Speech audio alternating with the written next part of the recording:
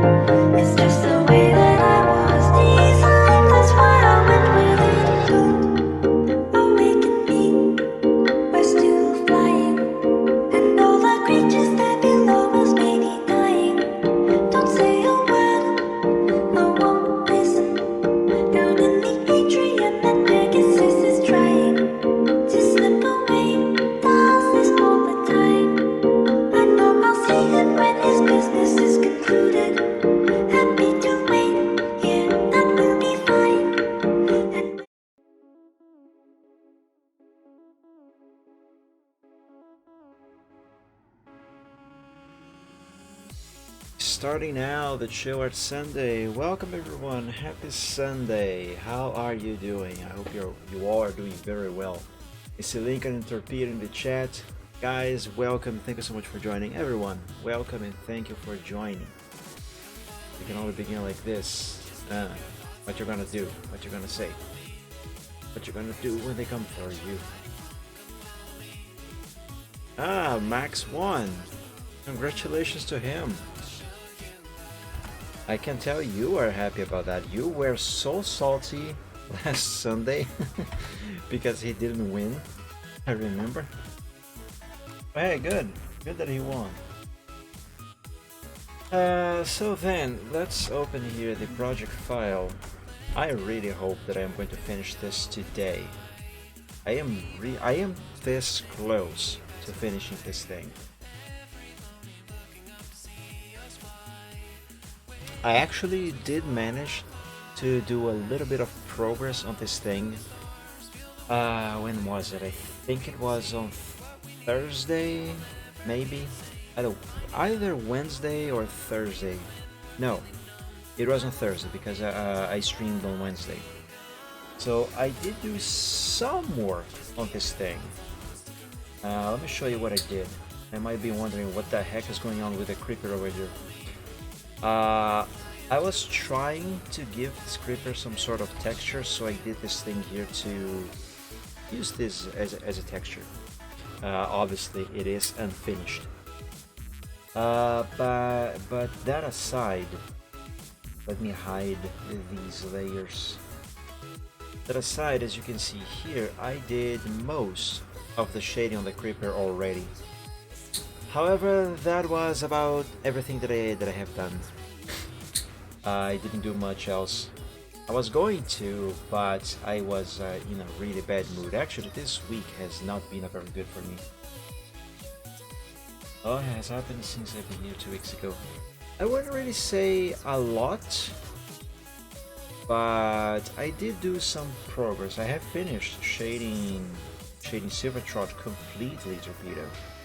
So if I hide the Thunder Skies over here, you can see Silver is fully shaded.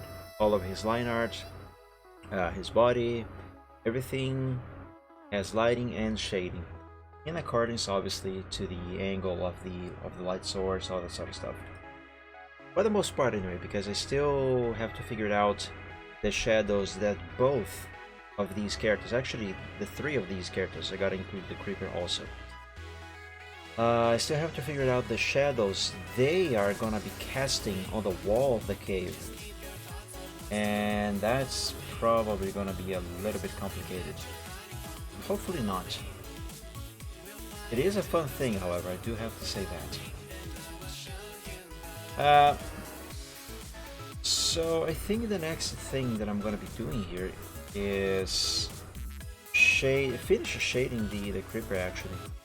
I have not decided if I want to do any sort of shading on the creeper's mouth, because since this is using hard shading, which is a technically speaking simple method of shading, well, I mean the shading with hard shading is a simple shading. I don't know if that makes any sense. Point is, technically I suppose I could get away without shading the creeper's mouth, but my perfectionist side keeps telling me that I should not do that because it would not look natural, and also that's kind of cheaty. So I don't know.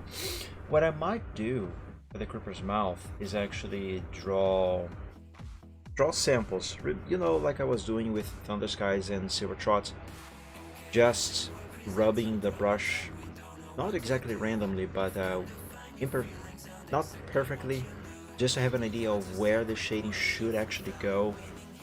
So I could do something like that for the creeper's mouth, so just so I can have an idea of what this would look like, more than actually have an idea of where the shading should go on its mouth. But yeah, in the end, however, I might just not do that and not do any shading on the mouth at all.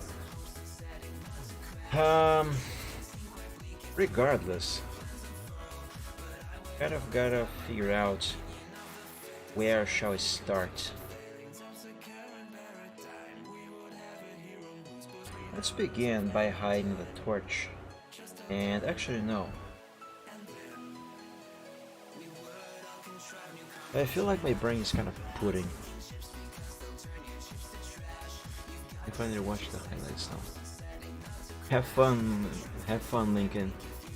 Enjoy. Yeah. I'm gonna do the sample thing on the Clipper's mouth actually. Let me just name these layers real quick so I know these are the pseudo texture sample. Otherwise, I'm very likely gonna mistake these for something else. Texture sample 1. Texture sample 2. And texture sample 3. Okay, now I can safely hide these layers. So you see here on layer 28 that I have this whiteness and that blackness there. This is the sample that I was talking about. If I hide the proper shading on the creeper, we have this imperfect thing going around here. So this is just something that I have been doing to have a general idea of where the shading should go. And this is what I was saying that I should probably do for the shading of the creeper's mouth. So I'm gonna try that. Let's delete this thing. And let's see, mouth line art. Oh, that's not it. Ah, there are multiple layers for the creeper's mouth. Oh man, if I am to actually do any shading on the creeper's mouth, I'm gonna have to do it for every single one of these layers. And that should be, let's see, the teeth should be, technically speaking, one layer, but actually two, because it's the line art and the base color. So for the teeth, there would be one layer of shading. For the tongue, there will be another, so that's 2 layers so far. For the inside of the creeper's mouth, that would be another layer, so 3. And then there's the throat over there, although I don't think there would be any shading there, but assuming there would be, that it would be 4 layers. I don't think this is actually worth it. I don't want to watch them. The way Merc went. No. I see. Mercedes did not like it. Huh. Well, it was one of those cases like a kid when they lose a game fair and square, and they go like, "No, I am the one who should have won. You are wrong. Well, I'm gonna tell my mom." That sort of stuff.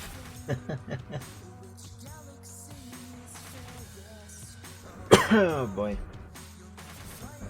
Yeah, I don't think I should be doing any shading on the creeper's mouth at all, actually. Let's instead keep layer 28 hidden. Let's where's the creeper's head? Eyes, teeth, mouth, head, hard shaded. Here it is. This is what I am looking for. What I would do is grab an eraser with a hard round brush. Oh, you can turn the brush really high. Not exactly, not quite, not really. When I was younger, I could obviously actually do it. So much so actually that I could fake an almost perfect kitten meow, enough to confuse our cats, if you want to believe that or not. But anyway, what I'm going to be doing here for the mouth actually is just remove the shading that I have applied to the head, because the shading that I applied to the head is actually going over the mouth as well. So as you can see here, this white is also going over the mouth. So let's remove that and see what the mouth looks like without it. If I don't like it, I might actually just keep it, because even though it would not correspond to the shapes of the tongue, teeth, etc., you know, the anatomy, being this a simplistic style of shading, I suppose I can say that I can get away with it. So let's select the line art of the mouth. Notice that I am placing these anchor points inside the line itself. Let's select this, so it should be easier to erase only the stuff that is inside here. Should make now if you wish to. However, I do have to say that I am no longer capable of faking such a, let's say, perfect kitten meow. Actually, if I try, I can kind of try, sometimes I can do it, but it kind of hurts my throat, my vocal cords a little bit. Not nearly as much as trying to do a Toad voice like I did a few weeks ago. Oh man. Although I do wish I actually could do a Toad voice. It would be nice. Okay, now about this here. Let me save this as Alpha 5 and open Alpha 4 again, because one, the changes that I am doing here now are more substantial, and two, I want to more easily compare the version with the shading on the mouth and the version that I just did that does not have any of that shading. So let's attempt. Light the torch. I wait and see. Points and pictures. That's not quite how that works.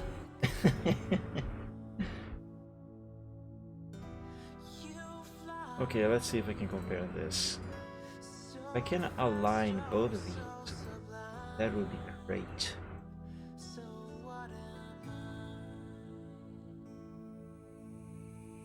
Actually, let's just do this. All right, light this torch. So this is without part of the head shading, and this is with.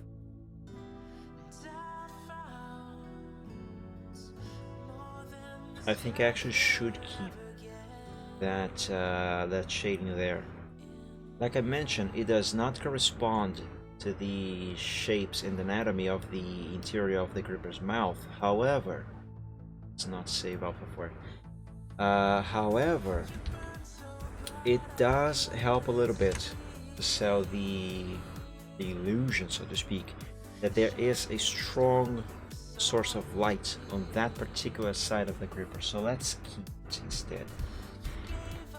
Well, in this case, I actually don't need Alpha 5 yet. So let's go back to Alpha 4.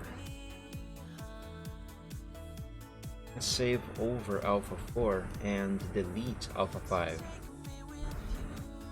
I'm not gonna permanently delete it, just in case. So let's instead just send it to the recycle bin. Okay, well, let's shade the Creeper's line art. Because in terms of shading, I believe that would actually be the only thing left for this green thing. Let's see here. Body line art. Okay, so this here is the base color for the Creeper's line art. Let's make 2 different shades of this color. A lighter one. Hopefully this here is gonna be enough. Actually, you know what? I should be testing this on the Creeper itself.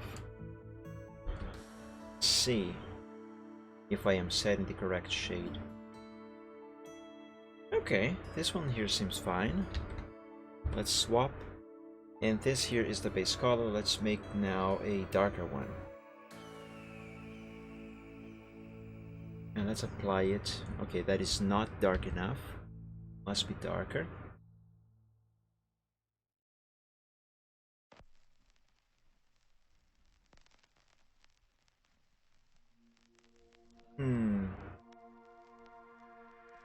I want to say that this works, but it might be too dark. Let's light it up just slightly. Here, let's try this now. It has to look natural, that is the thing. It still doesn't look quite right. Let's try again. Let's resample the original. And let's try this here. Okay, that looks slightly better. Needs to be a little darker though. Let's try this one. Alright, I think I'm gonna go with this one. Let's save these 2 samples to the color set over here. So this here is the dark, this here is the light. As we can see here, we have the base color, the color for the lighting, and the color for the shading. Let's swap back here to the color for the lighting.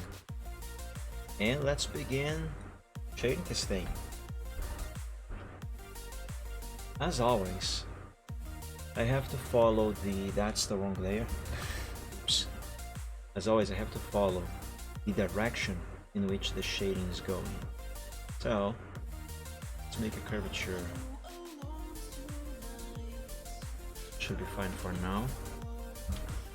Let's resample this original, because I need to do a little correction over here.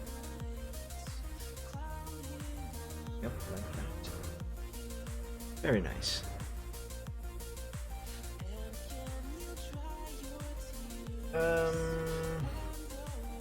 Yeah, I suppose that is correct. Let's sample the color for the lighting again and apply it to the remaining of the line art. Could use a little larger brush, couldn't I? Yeah, number 9 should do just fine. Okay, gotta stop here. Sample the base color.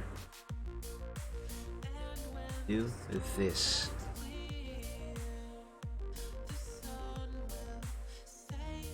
Almost.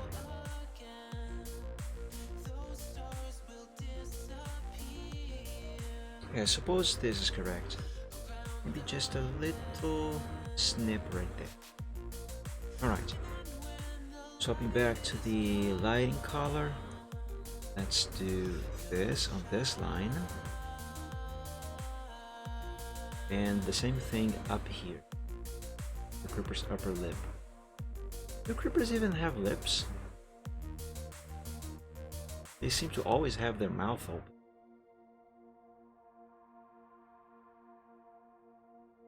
Alright. Now same thing here. The eye socket.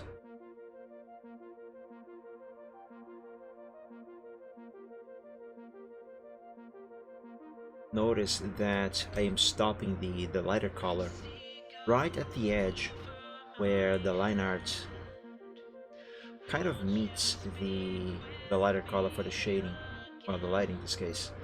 on the Kerber's face over here. So it's like this color here is going all the way over the line there, when it actually isn't.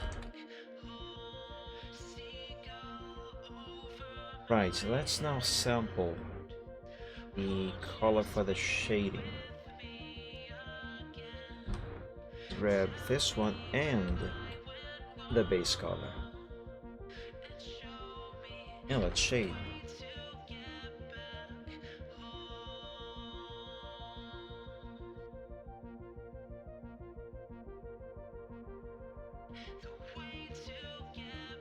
By the way, guys, did you know that this last Friday I got here ended? Yeah, someone crashed into the back of our car. It was fun.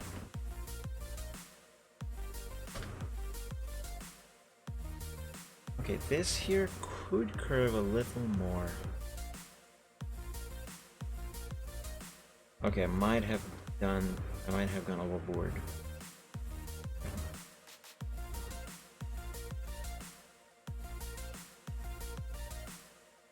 Something about that does not seem quite right. Here's what I'm gonna do. Let's use the pen tool, and using anchor points, I am going to create a curvature and convert that into a selection area and use that selection to do the shading properly. And this here should, in theory at least, help getting the curvature of the shading correctly.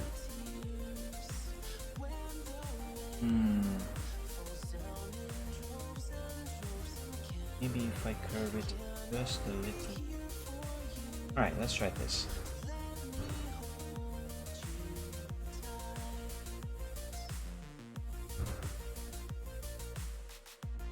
Oh yeah, that's better. That's a bit better. Right, let's continue. Shading over here. Oh yeah, also that eye socket.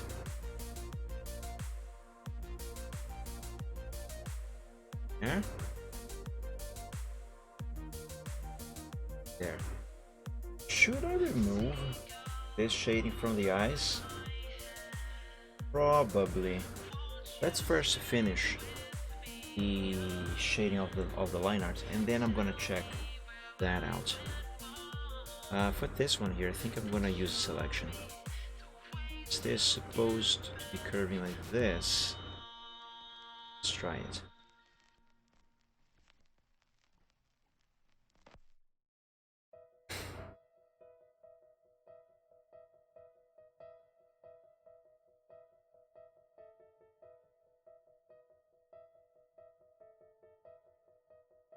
This.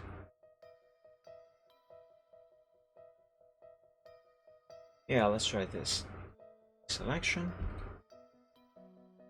And do the thing. There we go. Alright, that works. Seems to be quite fine. Or does it? It does. Right. Let's save. And let's check out that shading that I mentioned. Let's see, head hard shading, this layer. Grab a smaller brush. Over here.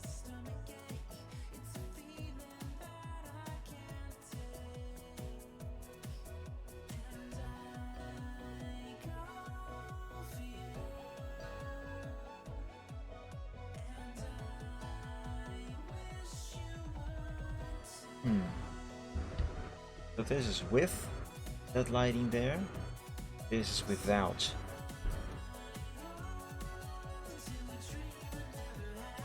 Perhaps we should have lighting there. Perhaps, but not quite like this. If you sang it before. I believe I did. That's Ghosty. I just don't know which version this one is. Let's check. That's the version by Jastrian featuring Fritzy Beat. The song is very lovely. Lincoln, you want me to sing a full song? Alright, alright. Let's stop this one. Here it goes. I want me to sing this one in particular. I was gonna sing another one, which I actually know the lyrics for the whole thing. Just to confirm, you want this one. Specifically this one. Alright.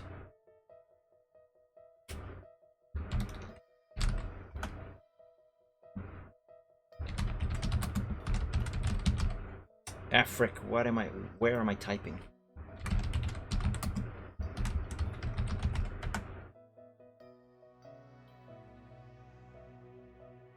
Let's see, Fritzy and Jastrian featuring Turquoise Splash. That's not this version.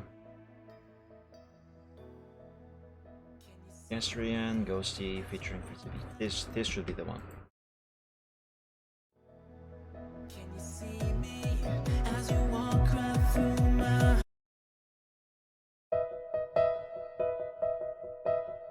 Wait, is this the one?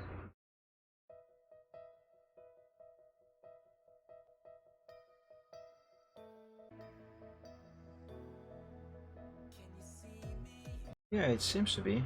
346. 346. Yep, that's the one. Okay. Let's drop the volume. Let's see if the volume is good.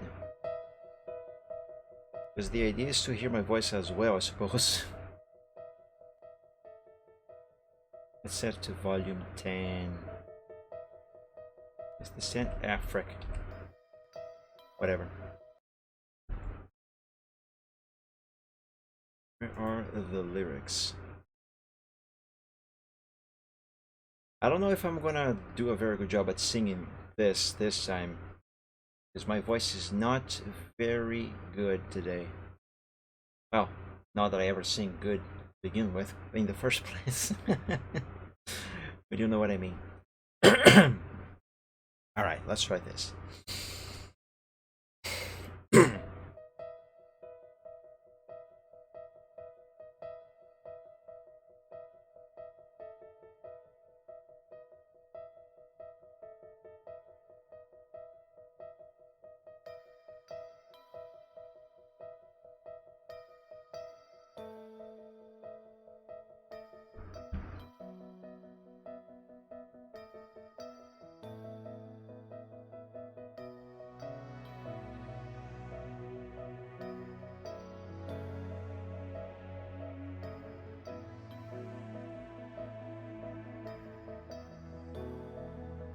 Can you see me as you walk right through my heartache?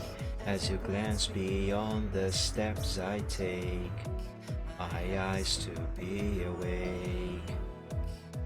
Can you hear me when I say my heart's about to break?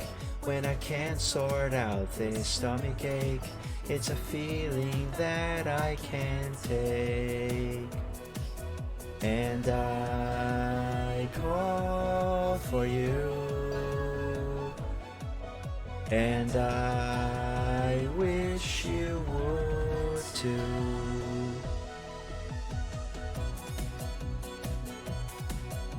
So I hold to a dream I never had, and I think to myself it's not so bad.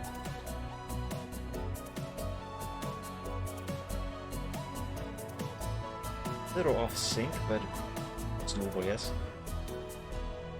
I'm breaking, and oh, my knees are shaking, and I can't speak a syllable. I feel so visible, 'cause it seems to me that the more I try, the more I see, the less I understand. And I call for you, and I wish she would too. So I hold to a dream I never had, and I think to myself it's not so bad.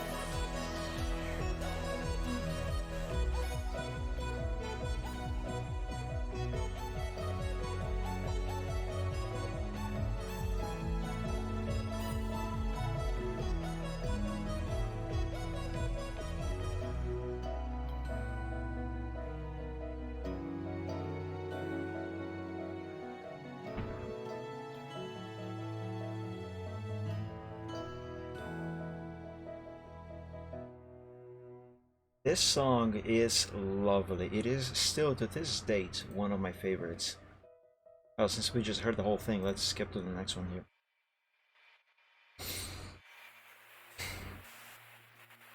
Lyrics wise, you would never know that it is MLP based. But yeah, a very lovely song. Now, where was I? Right. I got a shade of the Creeper's body line art now. Let's see here. Body line art. Yep, that's the one. Let's lock the layer. And begin. It's good. I know, right? It's amazing. Sometimes I wish I could make music.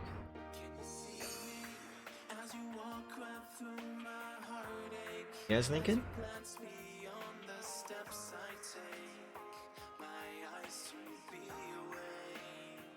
Here's another version of the same song. Just as good. Should have heard me during the final lap of the GP. I can imagine. I can imagine.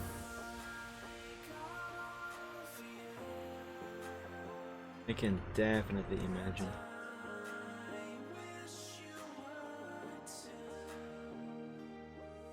Alright, this curve here is not quite the way it should be with this shading. Let's bring this anchor point further down and change the curvature of the line a little more. Right, this here should work. Now let's add the color.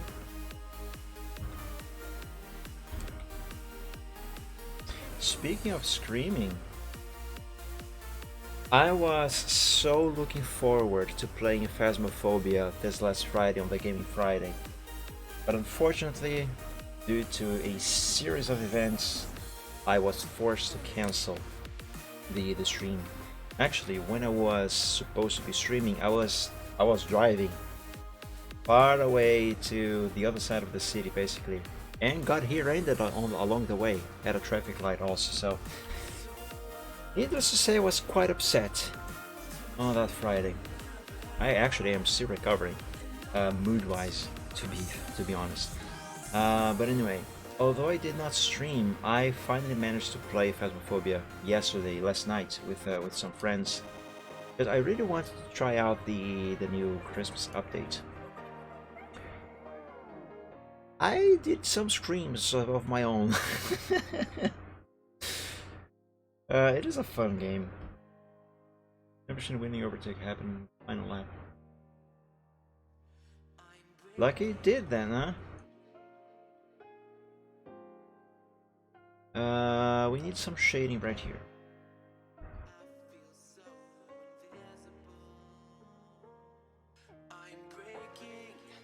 Also, by the way, I somehow apparently have a natural thing for running into the ghost's arms on my own somehow, because last night it happened twice in a row, in fact. It was a bit upsetting.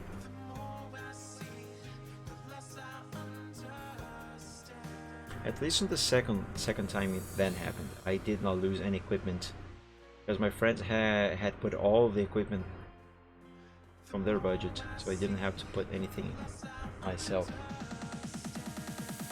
But hey, it was very fun. I kinda wanna play it again right now.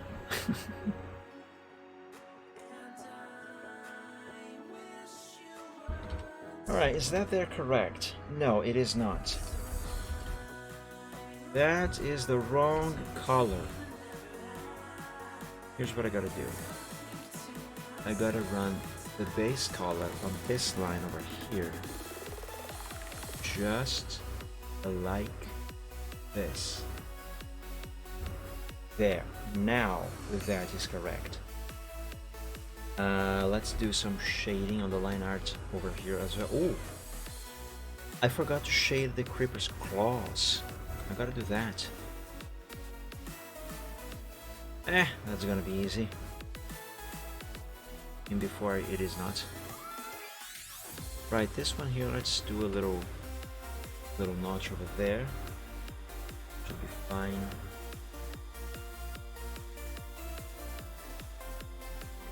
Shade over here.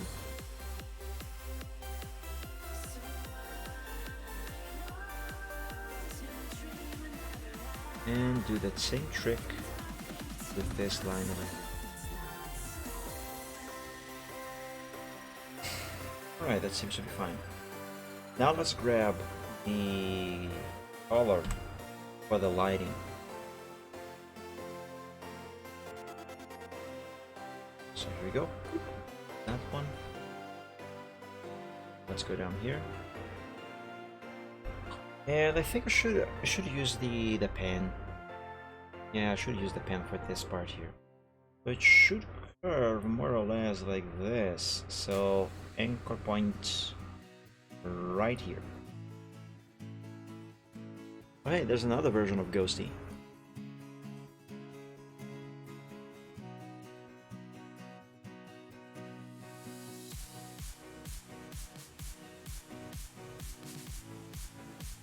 There.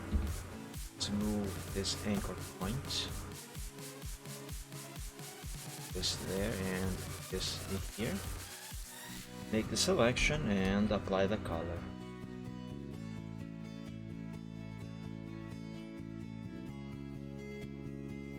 Yeah, that seems to be fine. Now let's go down here. Oh, hold on. This part of the line art is actually supposed to have the lighting color, not the base color like I have done here. So in that case, I need to sample the color for the shading from there. Now I can do this here. And then go like this. Now that is correct. Let's do a little thing here. And lighting color here.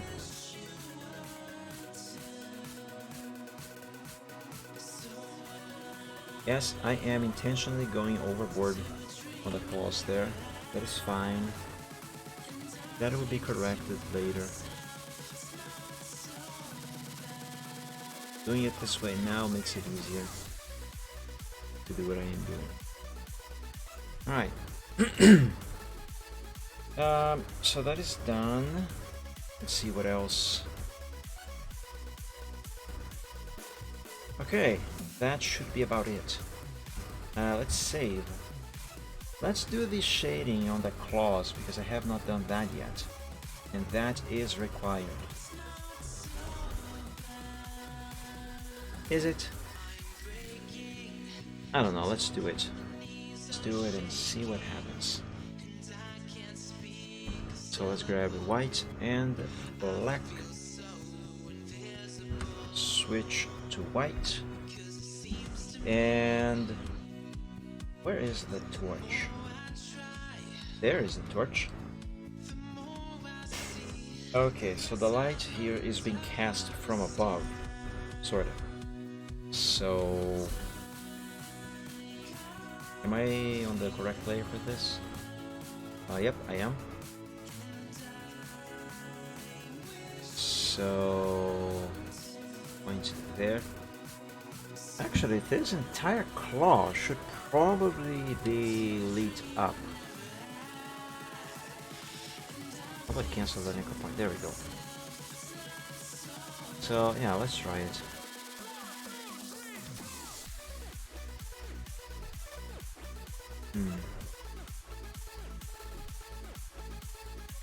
Yes, I suppose. The other one, however, might not. Let's anchor point there and here. Go around. Let's see if this is going to work and how well it is going to work.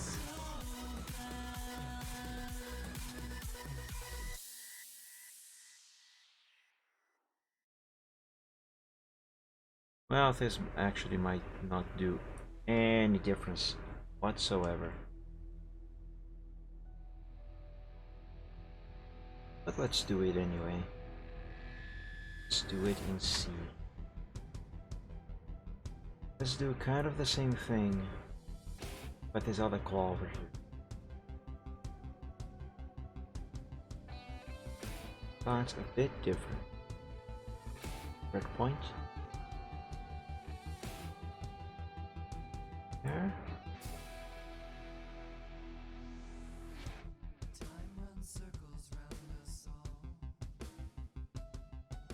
I hope this is right. Let's make a selection, apply the color, and zoom out to see.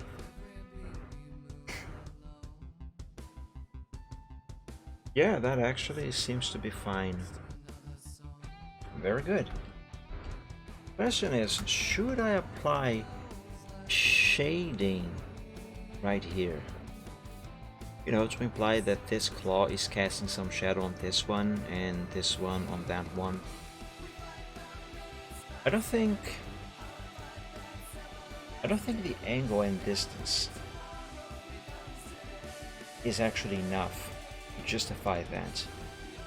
So let's not do that. Let's do the shading on the other claws over here. So the torch is over there. Light is going this way like this. So anchor point here, actually not there. Here, and it's gonna curve down to here. And this should work.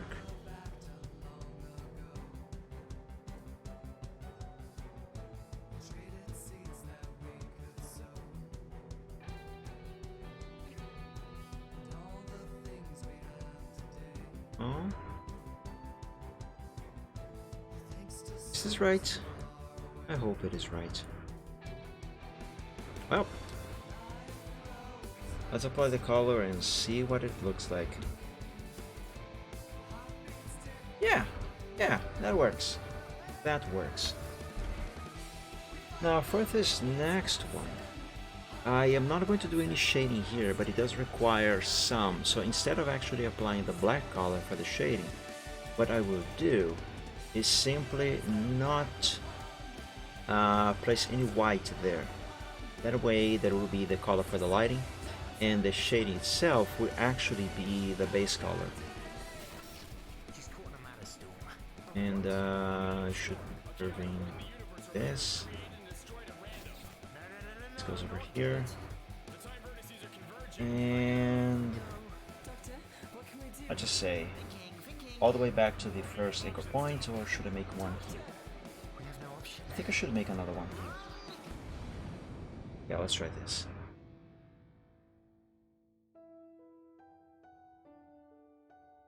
Let's curve that. No, actually this should go down. One of these should go further down. Perhaps this one. Yeah, this one. Curve this a little more like that. And now let's curve the line down here.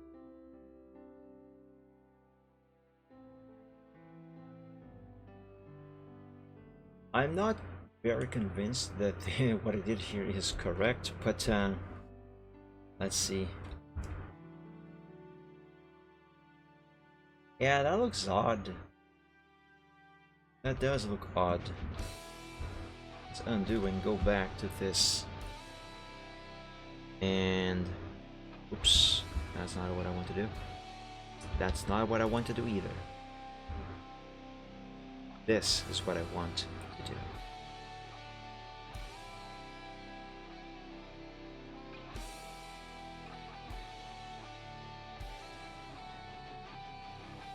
Let's place this one.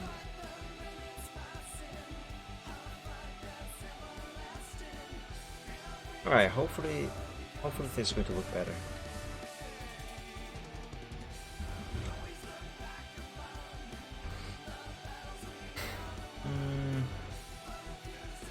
Yeah, I suppose that is better. See what I was talking about, the shading being made by the base color itself? That's exactly what I was talking about. Now, for that other claw over there, that one, we receive the color black. Because this area here is darker. There. And save. Oh, wait a moment. There's still two other legs to shade the claws for. The claws of. I don't know. There's still two other legs. Well, sort of. One can stay with the base color. But that one, I think this one will go all black. Body heart shape. Oh, that's on a different layer. Okay, where is that? Right back leg. Okay, it's this one. So let's make a new layer right here and call it right back leg hard shading. I need to copy the layer style from one of the shading layers. My work PC just rebooted, just did a hard reboot. And this PC is the one that I use to monitor the stream. Why the heck did it just hard reboot? That is annoying. Wait, I pressed the wrong button. Why is this not?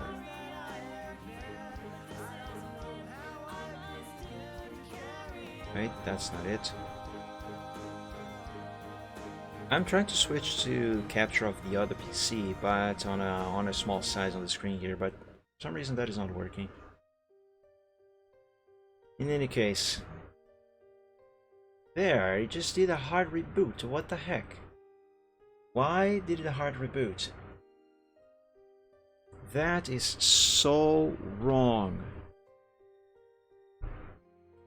It annoys me. It really should not be doing that because well, there's no reason to. The RAM is new, the power supply is new, the motherboard is still new. There's nothing that should be causing that. Well, I'll have to look into that at some point. Anyway, back to the creeper. Where was I? Right, I was looking for this and hard shading. Let's copy the layer style. Internet breaking down all the time. I have no idea, Torpedo. I have no idea. Let's paste the layer style here. And just color the whole thing black.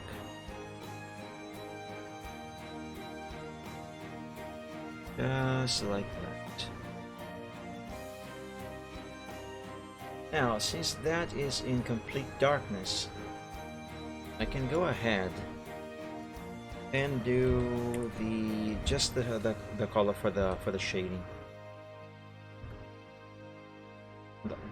Wait a moment, the colors I have selected are not claw colors. I still have to sample those. Right, let's do it. So this is the base color. Let's make a darker one for the shading. Can't be too dark, otherwise it's gonna look like black. are actually gonna be black. That's not what I want. This is not dark enough, believe it or not.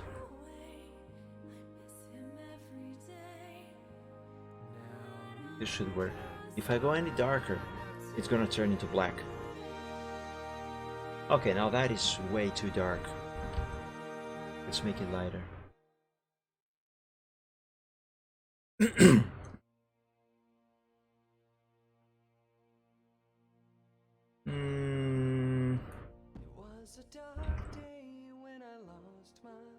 Still kind of too dark.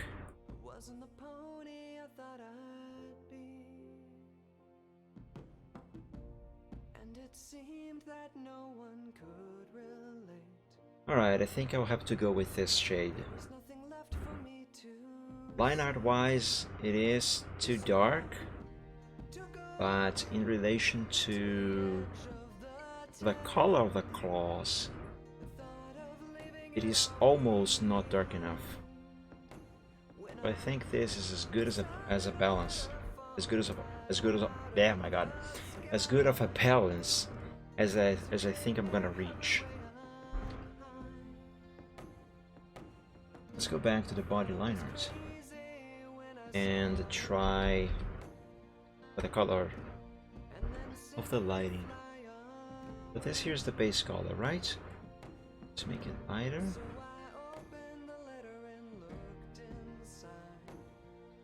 This here seems to be perfect. Let's compare the contrast with the shading. Wow, that is dark. That is quite dark. Oh well, whatever. It should not be much of a problem, hopefully. Let's save these colors to the color set. Let's see here, claws. So these will go here. This one goes here. That one goes there.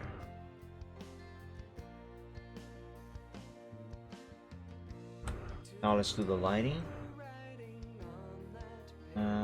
Where's the body line art?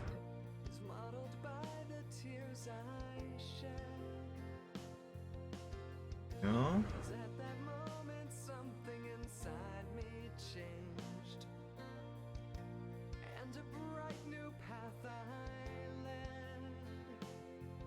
This one will go like this because I do remember the lighting here is not actually supposed to go all the way over the line art of that claw. Just kind of, and basically the same thing here, but more pronounced.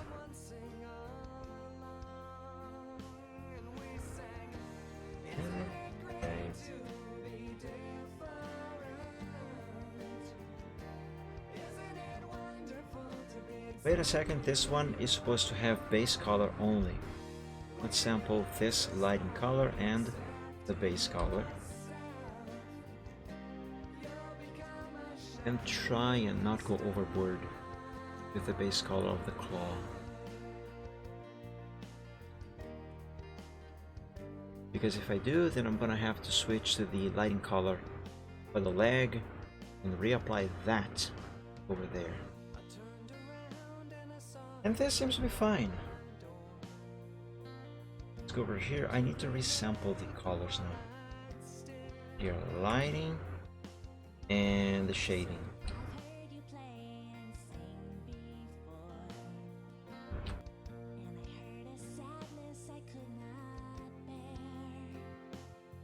Curve like this. I did invade the line art of the leg a little bit there, but that was accidentally on purpose. Let me do the shading on this one here real quick so I can sample a different color on the secondary.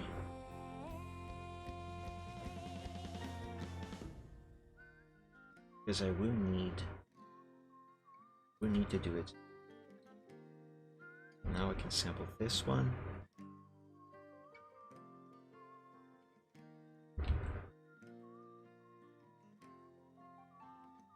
this correction. That is almost correct. Almost. There. That should be fine. Let's do the lighting on this part. Little correction over here.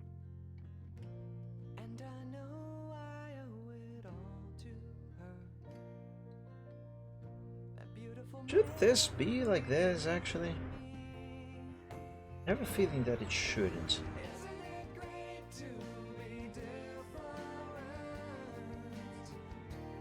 This. And that. How about we take a very quick break here and go to the other PC for a moment and open the Windows Manager to see if we can find anything here. Manage, find anything on the Windows system logs that can explain why it hard rebooted like that. It didn't even blue screen. It just poof, rebooted, like as if I had pressed the reset button on the case. Alright, that's gonna take a moment to load, so let's go back here to the main PC in the meantime. What do I want here? I want this base color. And to correct this corner. Also, wait a second, this here is not the base color. This must receive the shading color. There we go. Alright, you guys want to learn something about Windows? Let's switch to the other PC for a moment. Alright, so this is the computer management window. Over here, you can find important information about the system, and if for example your computer is crashing, you can sometimes learn what is causing the crashes from this place. If I can remember how to do that, I haven't done this work in a while. That should be Event Viewer. Yes, it is Event Viewer. So we come here to Event Viewer. Go to Windows Logs, System. Give it a moment and it will load all the logs it has registered internally. Every time your Windows crashes, it has an error, it blue screens, it shutdowns unexpectedly, it reboots unexpectedly, or even if you do it manually, it records a log. Sometimes those don't really tell anything, sometimes they do. And also, you'll find that there's a lot of stuff here. And point is, this is a helpful tool. And yeah, it can take a while to load. Alright, let's go back to working on the creeper while this loads.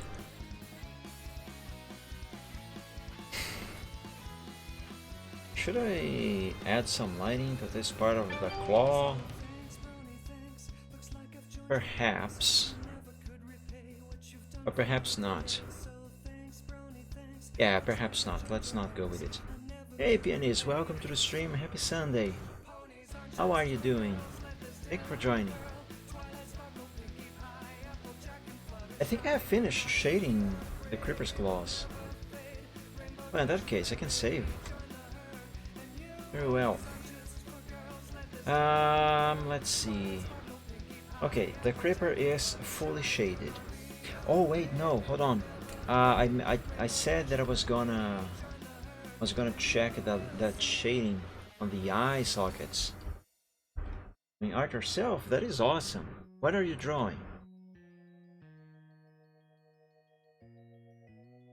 You're gonna go already? Alright, Lincoln, thank you so much for joining the stream. I hope you enjoyed. Have an awesome rest of Sunday, and have an awesome week. May this upcoming week is going to be a better one for you than the previous one.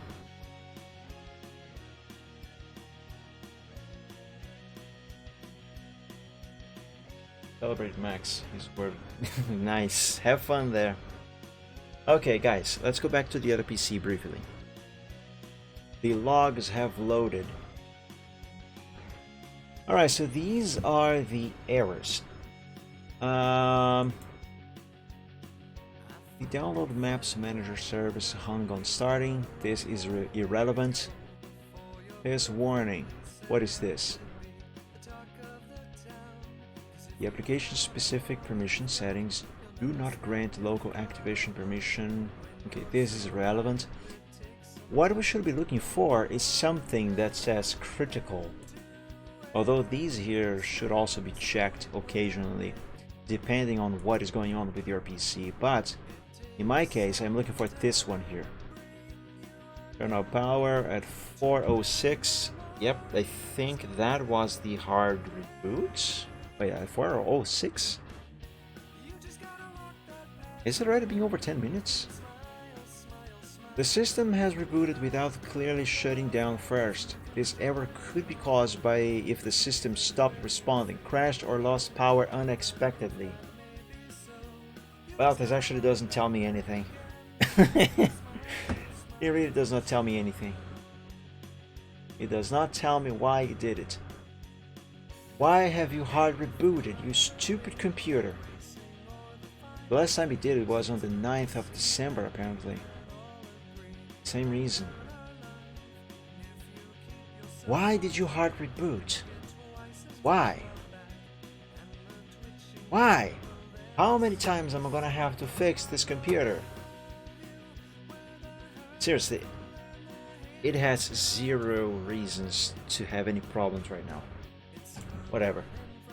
Now I'll have to reopen the browser and reopen Twitch so I can keep monitoring the stream there. A friend of mine is starting a modding business and I'm helping to design the logo for it. Oh, that's nice. Like an actual business, he's gonna try and make money making and selling mods for games? Or is it actually like modding cars? That sort of stuff, modding car or modding PC cases, that sort of stuff. What kind of modding is that, if I may ask? Let me turn on a light because it's starting to get a bit dark here.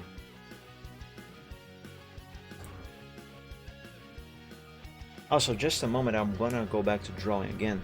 I'm reopening Twitch over on the other PC. There, see, it's loading the thing. Okay, should be good now. And before your hard reboots again. Anyway, where was I? Right, I was gonna check this shading / lighting on the eye sockets. Let's make a selection around here. I'm gonna do the same thing on both eyes.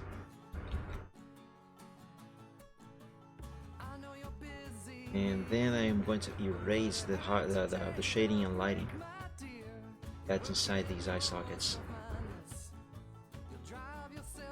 Oops.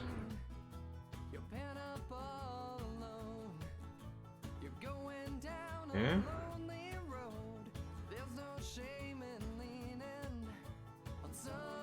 There. Now let's make a selection for both of these. And where's the head hard shading? Right here. Let's grab a larger brush and erase these simultaneously. So that's how this looks like. Now let's do something different. Let's well, first of all, let's zoom out so I can see the torch. I can't see the torch. Now I can see the torch. Okay. So light source is down there.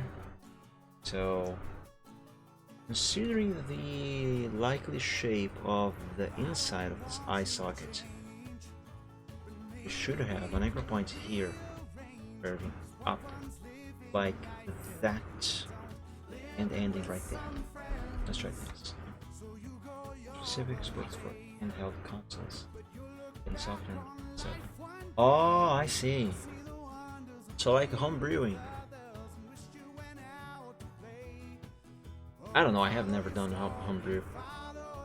My Nintendo Wii, for example, is still factory stock.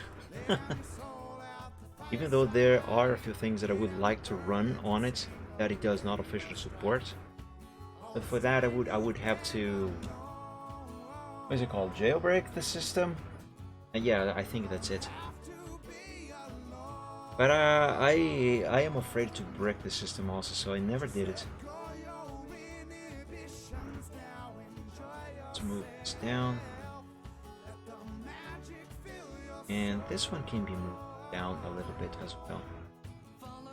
Actually, no, never mind. Put it back over here. This here is supposed to be curved like this, I guess. Let's make a selection and do lighting, and again see what that looks like.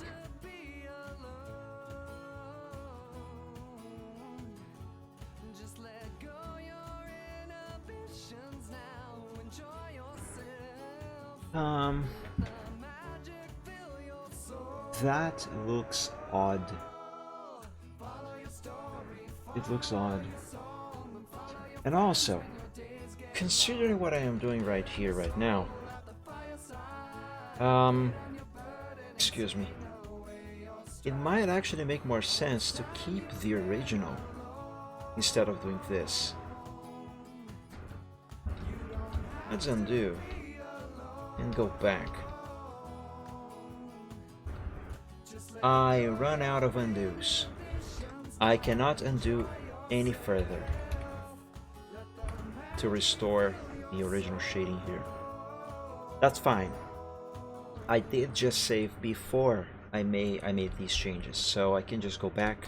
I can just close this file without saving and open it again, and I'm gonna have stuff as they were. But before I do that, I want to experiment with this other eye over here. What I did might not work for this one, but it might work for this one instead. So let's try it.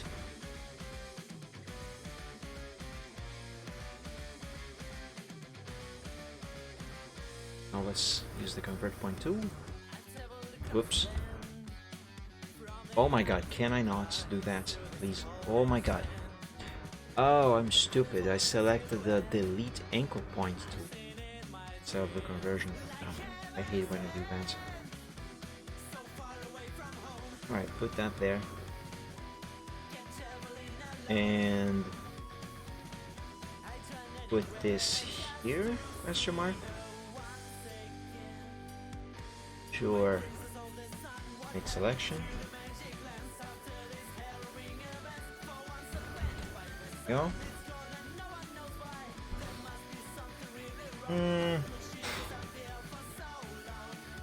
Yeah, I don't think that works.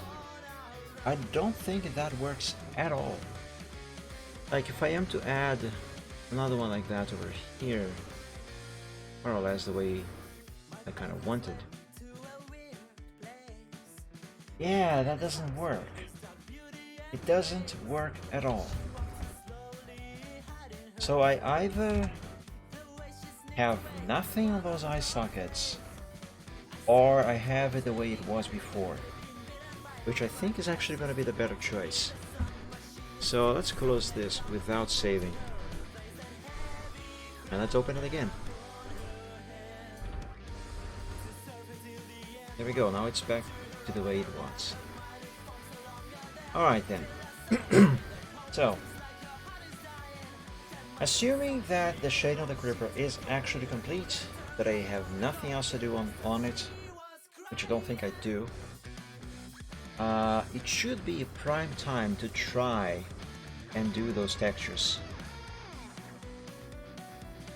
Yeah, don't ask me, I also don't know what I'm doing with this. All I know is that I want to try, at least try, and give this Creeper some sort of texture. Let's save this as Alpha 5 so I can have a backup of those pseudo textures.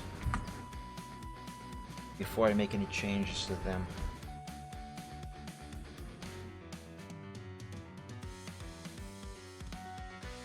Now, let's see. I don't want that one. I don't want that one.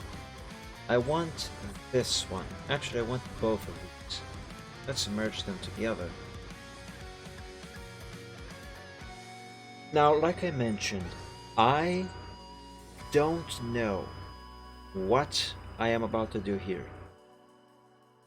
So let's do stuff and see what happens. Let's begin by experimenting with pixelization.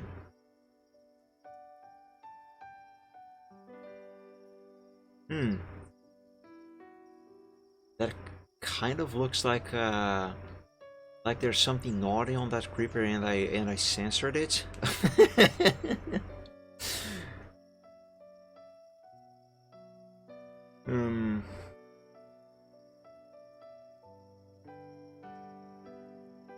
I mean, this kind of almost simulates the original texture.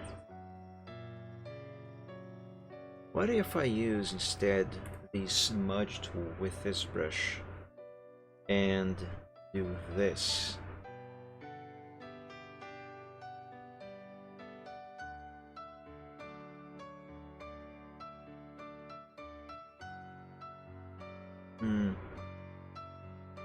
That looks like a mess. Yeah, that looks like a mess. Perhaps the pixelization is actually the way to go. Perhaps, I don't know. I have no idea what the frick I'm doing. The thing with this, though... Let's try cell size number 10. The thing with this is that I don't know what the thing with this is. If I do this, do the pixelization and the smudging.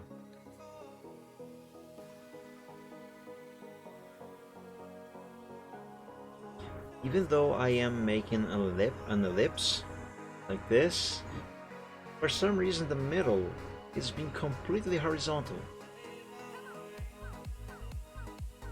What? How? Why? Makes no sense to me. Right, let's not do that. What if we do this?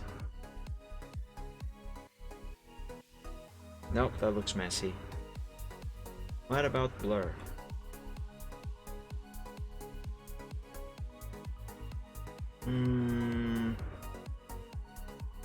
Now that just looks like a low resolution texture.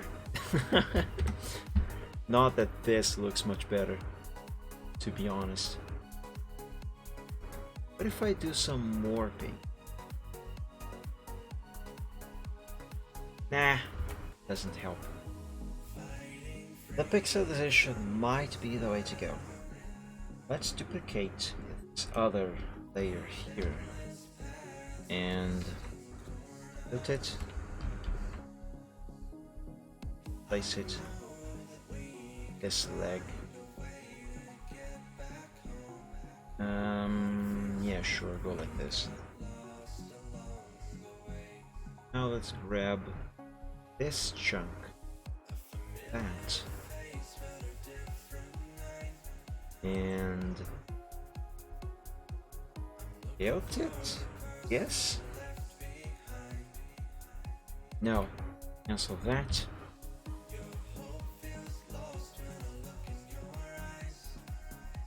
Apply the mosaic, that, and apply the mosaic to this one as well.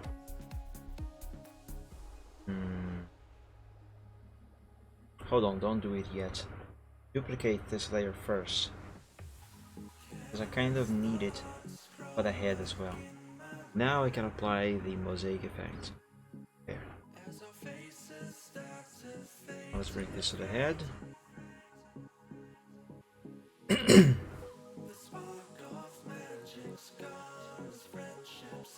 Add hard shading. Yeah, this goes right here. Tilt it. Yeah, sure, let's go with this. Whatever. Actually, no, let's try some distortion. No, not distortion. I want skew, no. Scale, no. Rotate, no. It would have been distortion.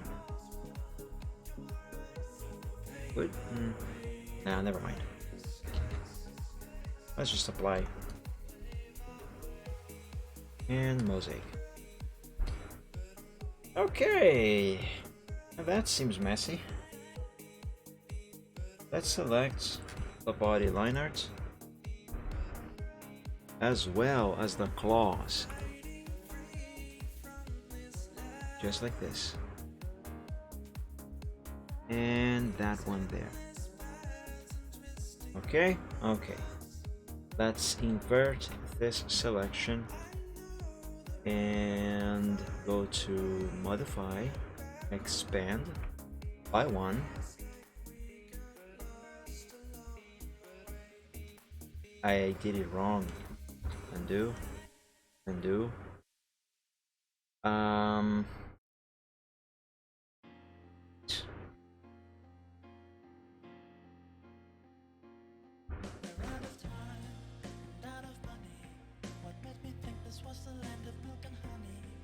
Okay, hold on. Let me do this all over again. Let's merge texture together. Body. Okay, this should be a little less confusing for me. Let's select the body again. I'm going to ignore the claws actually with the selection. And perhaps what I actually need is not to expand, but rather to... Hold on. Shading. Okay, let's not invert the selection. What I need is to contract. So contract by 1. That's not contraction. I mean, that was contraction, but that was not what I needed. I actually do need expansion. There. Right. Now let's use a very large brush for the eraser. And erase everything. Everything that is outside.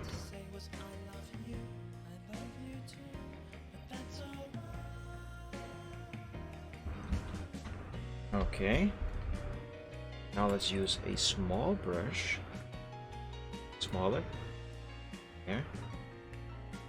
Let's erase inside the claws.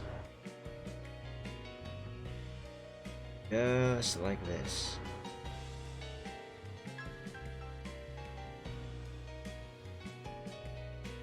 Yep.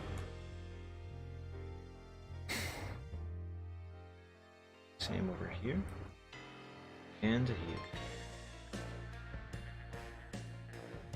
Because the claws are not supposed to receive any texture.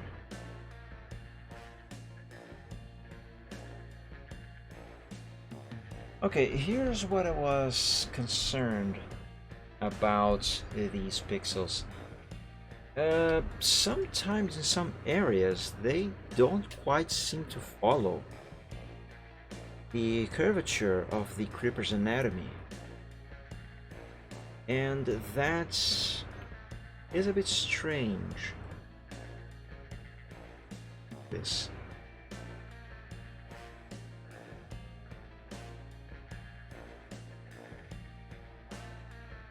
Is this helping?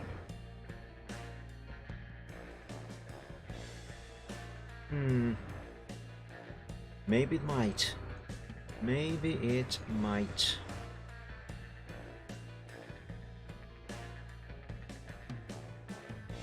There, I am doing on the lips, and the thing went horizontally again. I wonder why. There, I just did it again.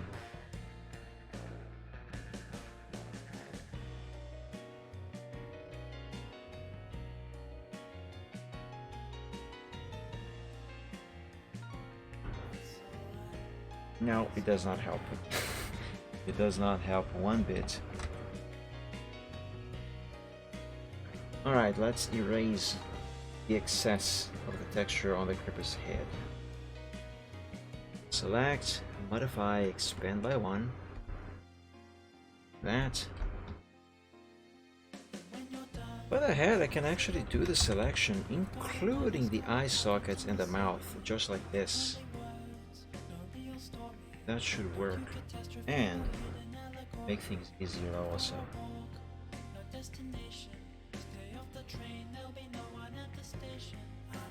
This.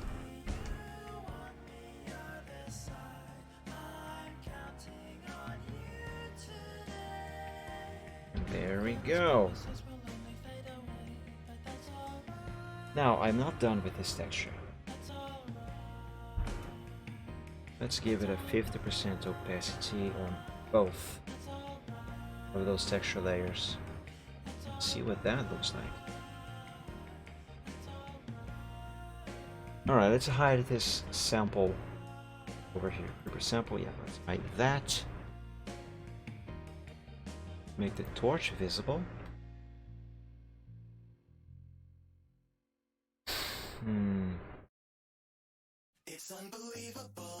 Let's toy around with the blending mode.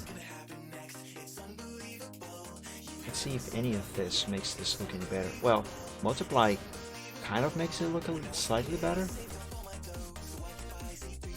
Color burn is not too bad either.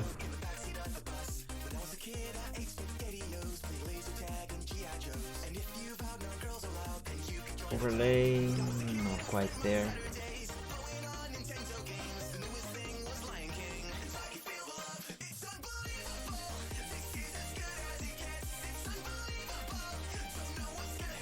Now we can't see the texture at all. Luminosity is the last one. So I think multiply should be the one to go with. So let's rename this layer because I think this actually looks okay.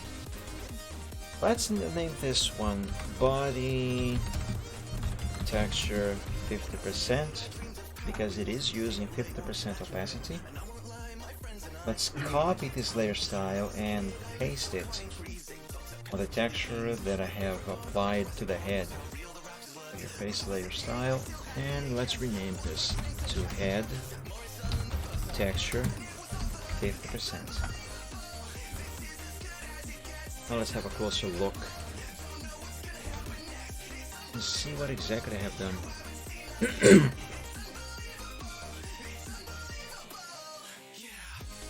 Yeah, I think this should be okay. I'm not too happy that a bunch of these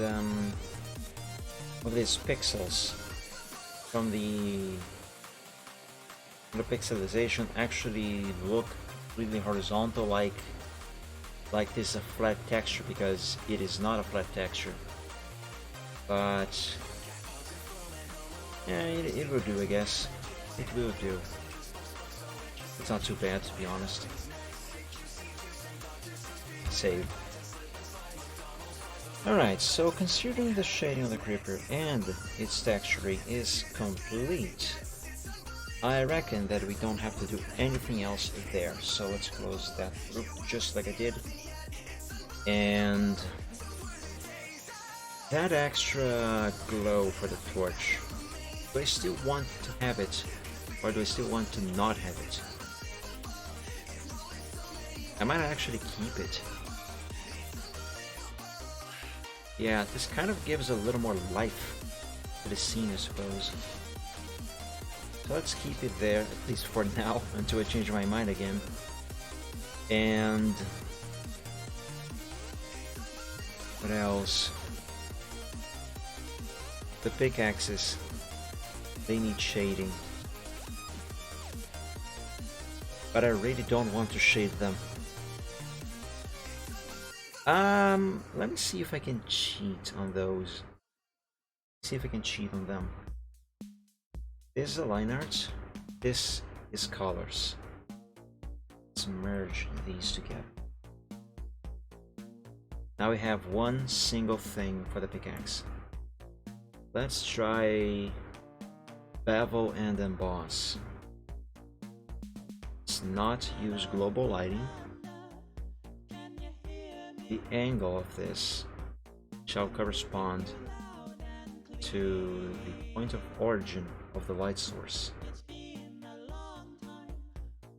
which this here should work. Highlight mode, let's not touch that. Zoom in a bit.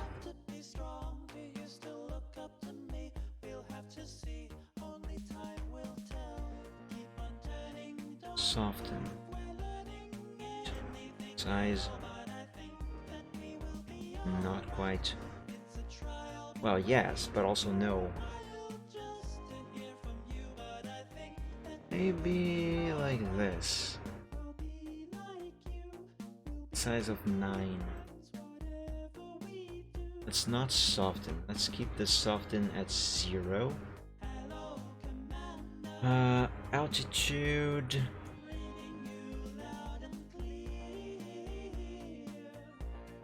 $50, 40 something. Perhaps 43. The highlight mode is currently set to screen. Let's switch around and see if there's anything else that looks better. It must look natural, that is the thing. So like for example, lighten just makes this thing white. It makes no sense. Same thing for screen. Color dodge plays with the color. It plays with the actual colors, I mean. So like instead of white over here, now we have a bright brown, which makes a little bit more sense. Overlay seems to be a bit better. It's too soft. Give it light and light. Hard mix. Hard mix is actually quite alright.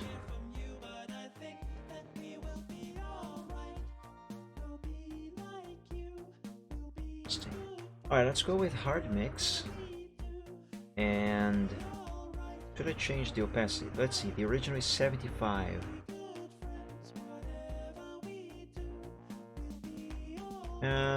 What if I do 50?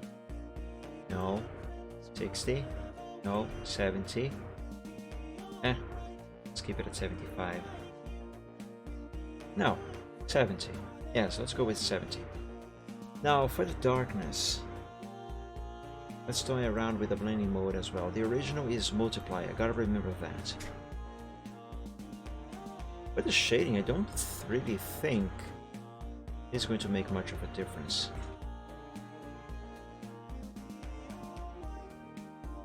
Play. Inlight, hard mix. Difference, exclusion, subtract, divide. Oh, that actually looks quite nice. If there was light over there. Oh, what if I apply divide to the highlight mode and change the color from white to black? Because that looks very interesting. Let's try that. Make this black. I really like what this looks like. I'm gonna tell you, not bad at all. Let's keep cycling. Luminosity with black. Luminosity with white.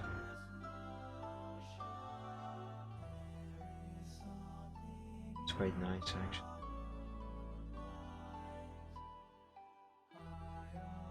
Cycle back. Hard mix with white. So that. Let's go back to multiply. Where's multiply? Multiply, there it is. Yeah, no. bit of black. Okay, so this here should be fine. What if I change the opacity?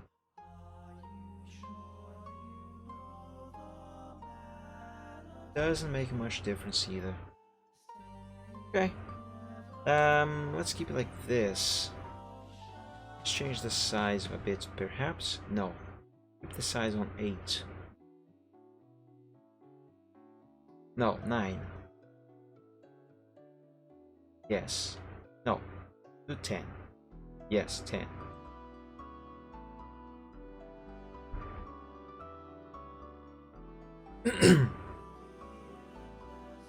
That is not too bad, but it's not too great either.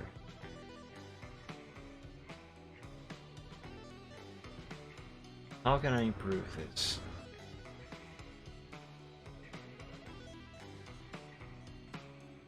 What about drop shadow? Let's not use the global light.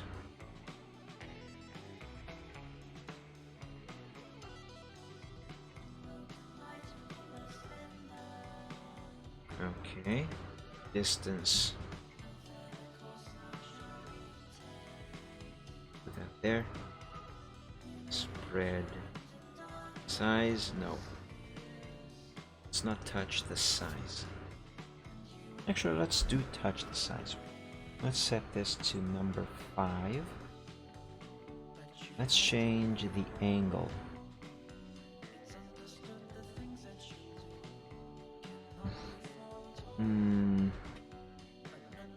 Something's not quite right.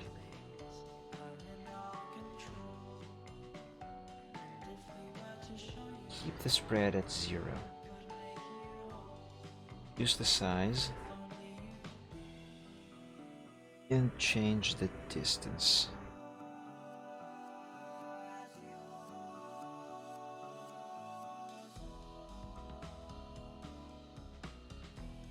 Okay, angle.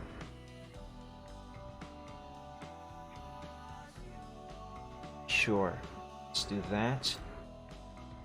Opacity, let's drop it to 50%. And apply.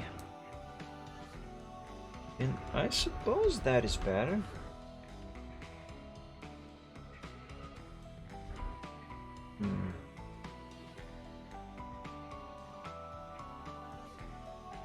Let me drink some water.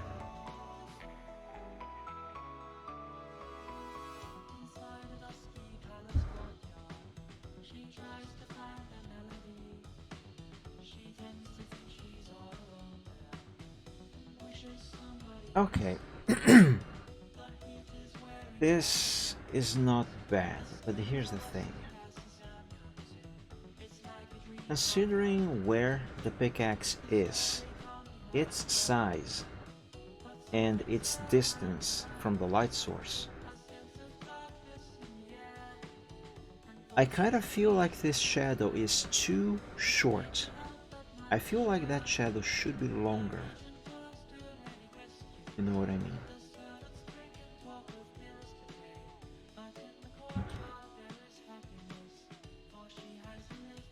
Let's not do anything with that yet. Let's leave it like that. Instead, what I think I will do next is go here to the background group and Cave base line art. Yeah, let's make a new layer right here. And on this layer, with a size number 3 brush and the color black, I will try to draw a shadow, the shadow rather, that Thunder Skies should be casting on the wall and the floor. So for now, let's hide Silver Trot and both pickaxes. Okay, how am I gonna go about with this?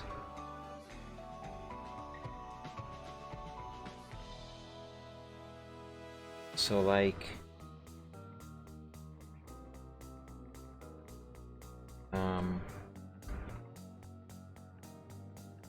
there's a hoof. Would be a shadow being cast by this hoof, right? Is that angle right? No, it is not. Oh, I have to do this shadow just right. Okay, well, that is obvious, obviously, but this character, actually all three characters on this picture are quadrupeds, so they're gonna have 4 legs casting shadow plus their bodies. I have to account for the shape of the floor, the shape of the wall, the angles at which all of these are curving, the position, the place of the light source, the distance that light source is from these characters that are casting shadows, the size and length of the shadows as well, which has to do with the distance they are from the torch, plus the shape of the cave. Oh my god, this is going to be complicated. And mind you, this is not because I am using hard shading. I would run into the same issue if I were using soft shading. I did run into this sort of issue once already when I drew that picture called, what was it called? The Can Superstar, I think. That one that I showed you before a few times, that has a stage and a mare dancing Can. The thing with that picture, however, was that although I did run into this, basically the same issue with the shading. The difference with that picture, and that kind of made it a little easier, was that the floor was completely flat, both the floor and the wall. It was not actually a wall, but rather a curtain on the back of the stage. But those were flat. So my only concern there was actually the direction of the shadows that had to match the perspective and the number of light sources, because that picture had multiple light sources, while this one here only has one, which in theory would make things easier. But unlike that other picture that had a flat floor and flat wall, it was a curtain, but I'm gonna say wall. Unlike that one that had these two flat ones where I could just basically draw straight lines, this picture here, on the other hand, does not have a flat floor and a flat wall. Everything is curved and has multiple shapes, so I cannot just draw straight lines. All of the lines for the shadows that are being cast by the characters, they have to be curved somewhere at some point in some manner, and all of those curves, they have to obey under quotations, but they have to obey the curvature of the surface of where they are being cast. That is going to be complicated. I don't know if this is going to be of any help, but I will try something here. Let me simulate 3 dimensions.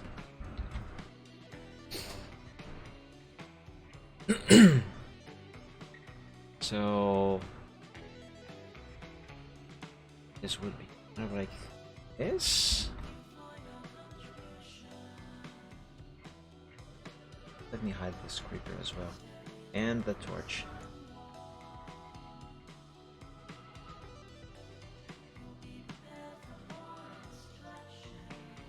I don't know what I'm doing. I really don't know.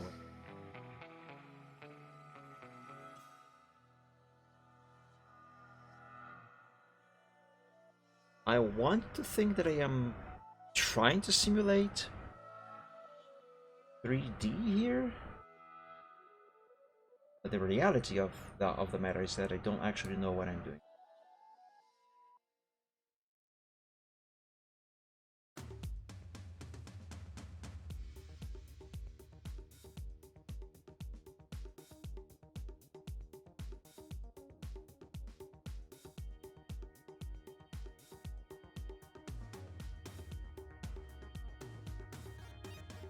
I think what I am trying to accomplish here is to draw a visualization of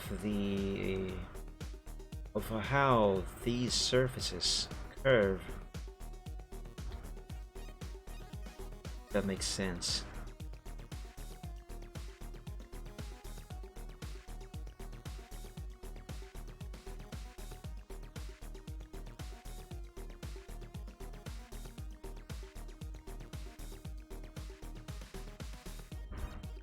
That does not work.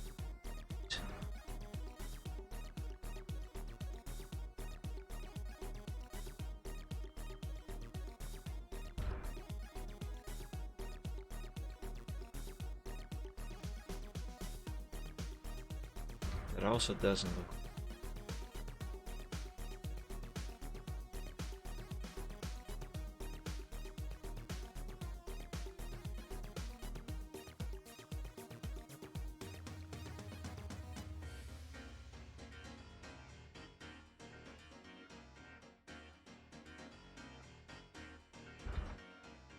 This here definitely doesn't.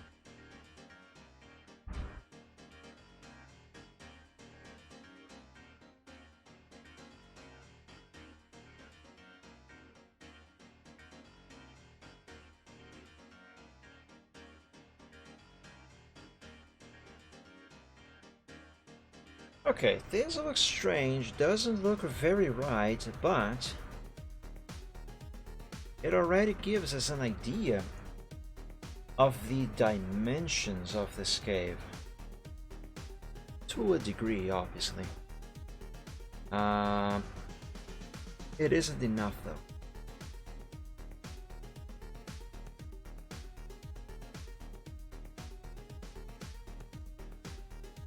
Okay. Make a new layer. And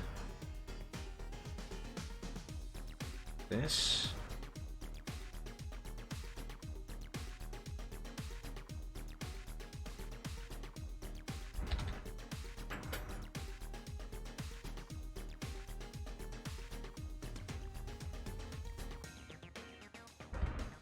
I think I am trying to visualize in a 2D space.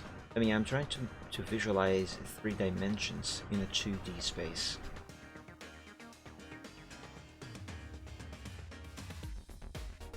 That doesn't look right.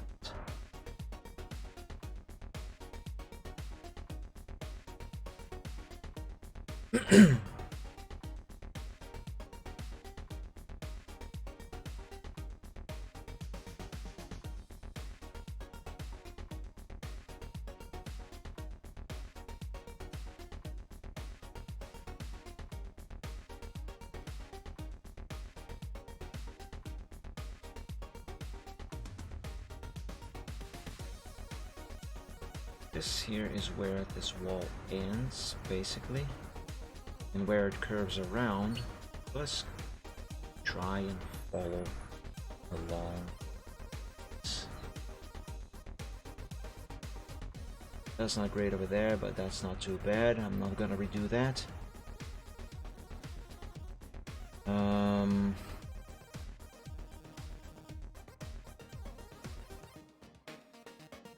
That. Sure, why not?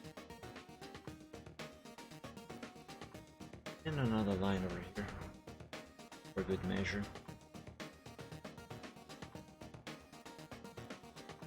So, okay.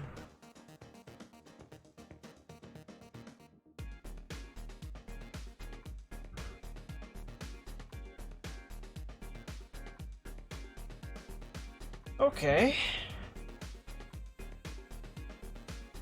So there's that.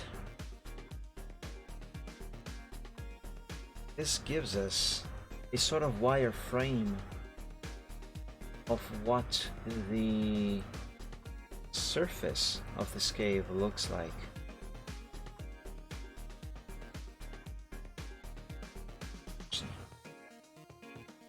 I can't see squat now.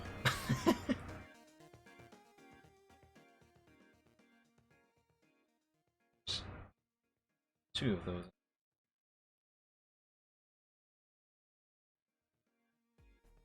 Okay, so that is the cave. Sort of a wireframe representation of the dimensions of this cave.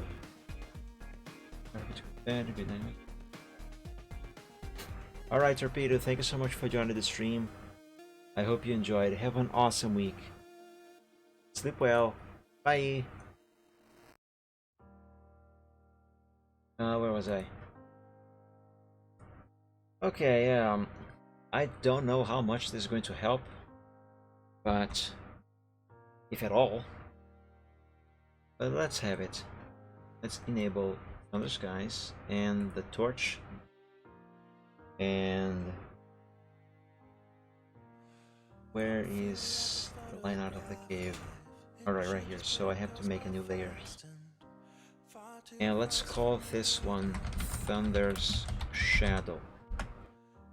Reptile, welcome to the stream and happy Sunday. How are you doing? I hope you're doing well. You arrived just in time to witness how a dragon fries his brain.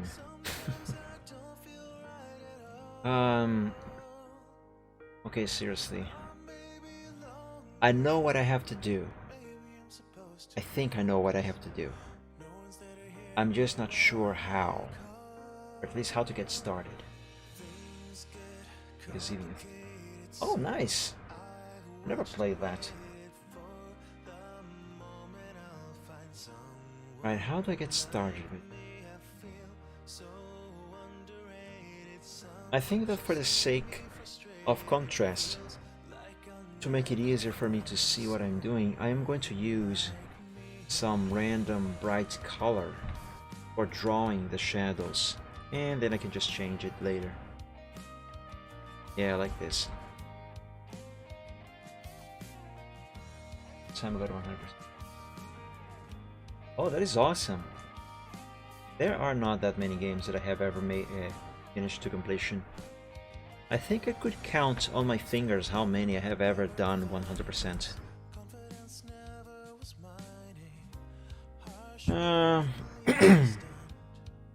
Okay. Oh, wait a moment. What if, instead of manually drawing the shadows, I kind of try and cheat a little bit and use a little trick? First of all, let me see if I can do that right away, or if I have to sort of extract something from this picture. Yeah, I'm gonna have to extract. Right, in that case, let me save this and hide everything. Hide that, hide the torch, hide these layers. Yeah, let's have only Thunder Skies in the frame. Let's export this as a, not a Pixar file, PNG file. Thunder Skies. Yep, let's do this. And actually I shall do the exact same thing for Silvertrot without his magic on his horn. Save as PNG Silvertrot. Bring back his magic. I don't know if I'm gonna need the creeper for this, but let's export just the creeper as well. Creeper. Oh, wait a second, I'll have to change the name. This here. Otherwise, there's gonna be a conflict of files. Creeper, sample. Okay, now I can call this one. Very well. Hide that. Bring back Thunder Skies. Bring back the background and the wireframe. And let's make a new layer. Where did I put Thunder Skies? Not that one. This one. Lovely. Very well, let's import this into Photoshop. Put it there. And I am going to need one notch right here and another one right here. So this thing is centralized exactly right here. And now I can remove those two. Alright. Make this be completely black. And let's toy around with perspective.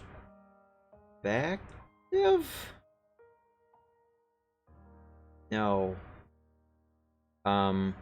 Skew. Oops.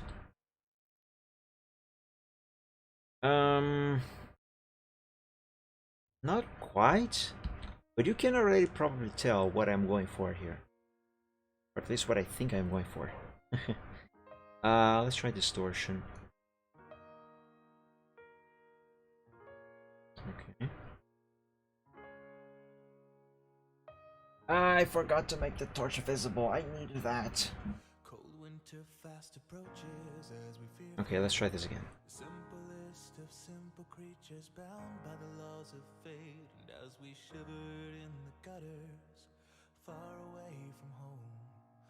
Everything has to match their origins as much as possible.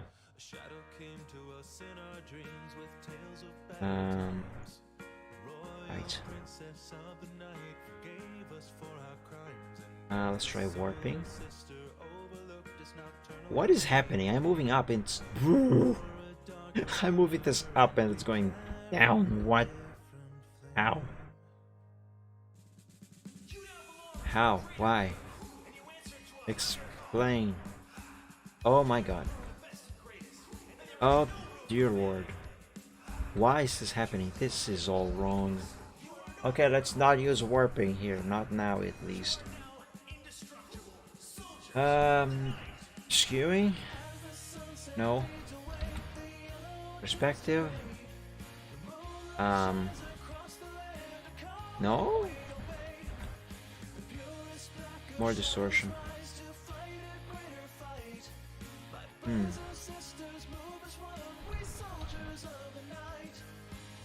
Whatever I did here made things worse.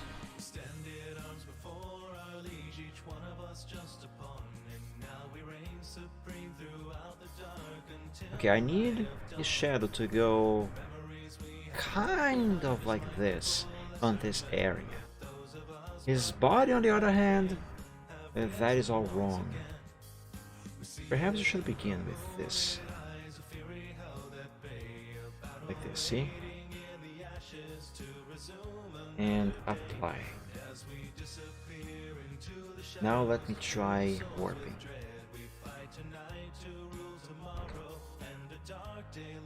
That.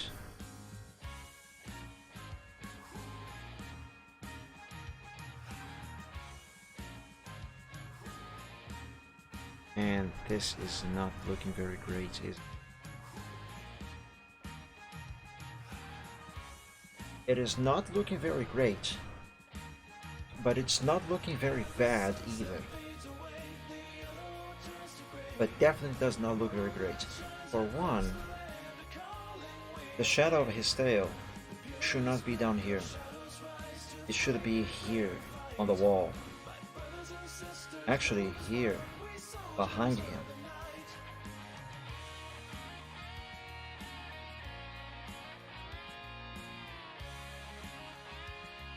Making shadows is hard sometimes.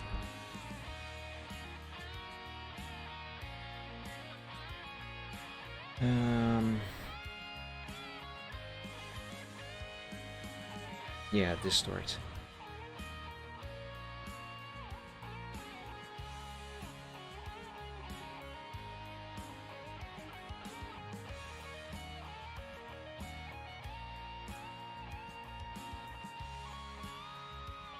The legs must stay with the legs.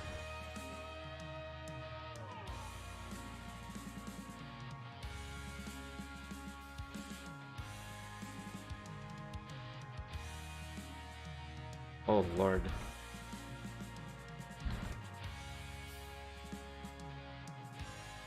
Why is it doing that?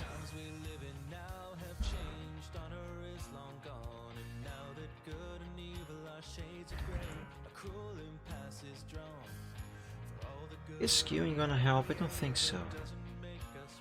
Perspective certainly won't. Or maybe it will, I don't know. I have no idea what I'm doing anymore. I just want to get this thing right.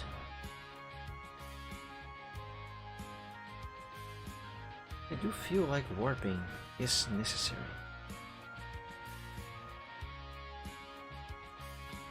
Okay, this is looking slightly better.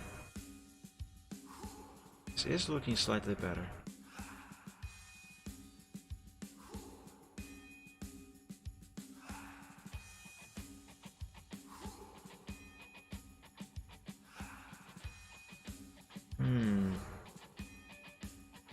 Let's apply. Yes, this looks better. It's not quite there yet though. See this area of his shadow here, for example? This should be a bit different because as it is right now, it is not quite respecting the curvature of the cave. So let's try and improve on that.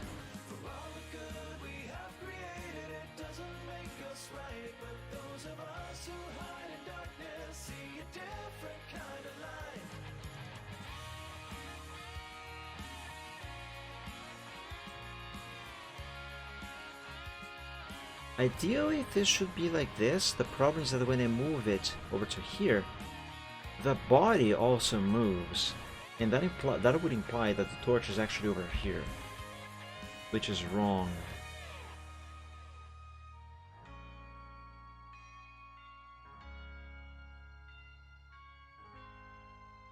Okay, let's pull that further down. And I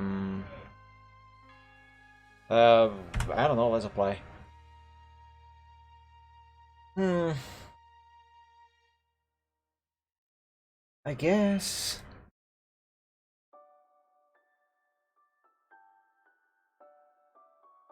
Yeah, I guess.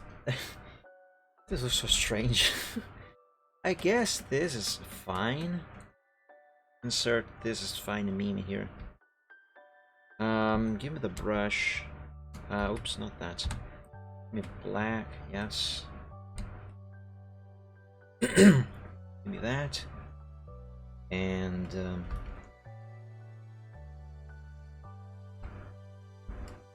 let's add an anchor point here. Make this go all the way there.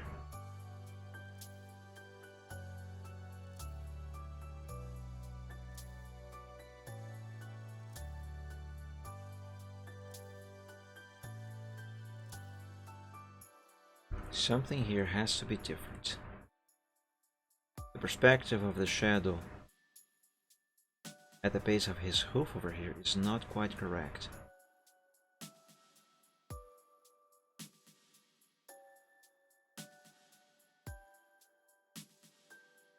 I don't know if this is what I have to do.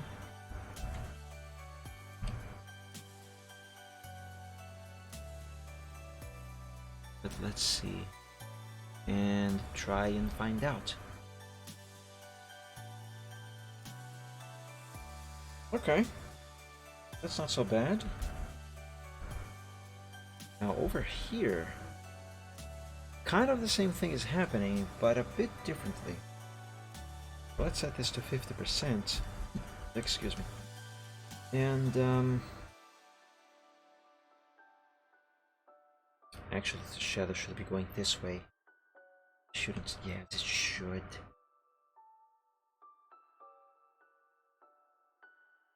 like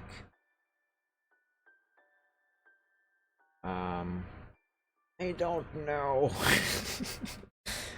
I don't know how this should be.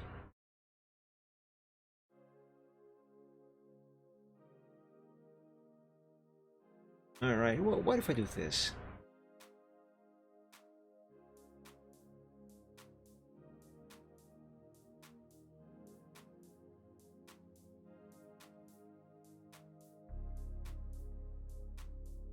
And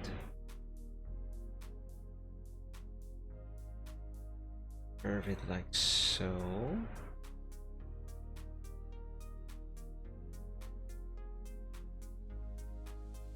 Curve this one like that.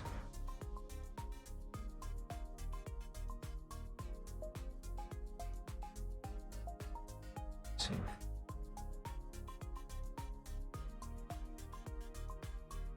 Okay, let's make a selection and fill it with color. See if that fixes it. Okay, now let's invert the selection and use the eraser on a few other different areas. So here and back here with some carefulness as to not erase too much of the shadow, because this here has to follow the shape of his chest and belly over there. Let's see. I mean, that is a bit better, but it's still not as correct as it should be, because that is still kind of implying that the torch is actually over here when it in fact is not.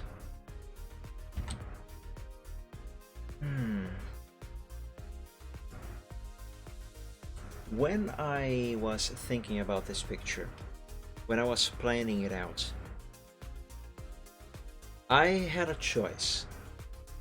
I could have the characters underground in a cave mining, or I could have them on the surface. I figured that having them be afraid of a creeper in early game on the surface would require the setting, the background, to be a nighttime setting. And I figured, hey, I don't think it really makes much sense for two early game players, because you gotta remember, this picture here is Minecraft inspired. The idea being that these two ponies are playing Minecraft, well, kind of in real life, so to speak, or rather like they are in the game and they have just started. So I figured that it would not really make much sense for two new players to be out in the wild at night, where they would be attacked by a creeper, while it would make more sense to have that happen in a cave underground. Besides, what would they be doing in the open at night? You know, I mean, I thought they could maybe be chopping some wood. They could both have stone axes, or maybe having just started. Actually, no, they would need some tool to be able to craft a torch. So, point is, I had the choice to make it a surface background, like a forest, for example, which would make the shading of the background far easier, I think. Or I could do the underground. In the end, I decided that I thought it would make more sense to go with an underground setting for the background. Oh, someone broke a glass over there. But where was I? So yeah, in the end I decided it would make more sense for the idea of the picture to go with a underground setting. But making this shadow here is proving to be far more difficult than I thought it was gonna be originally. That was loud AF. I know, right? I am listening to music and wearing headphones, and even I heard that very loudly.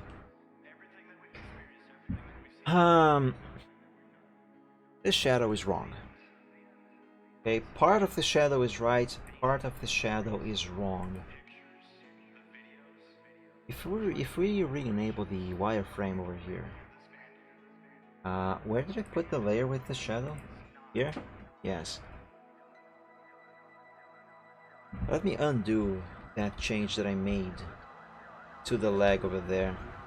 So let's go back to the original, which should be this, yes.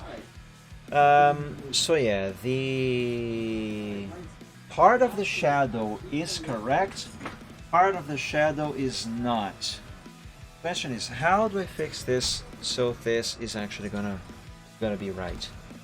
Like, this part over here is mostly right, this part here is right as it should be, but this area over here is not.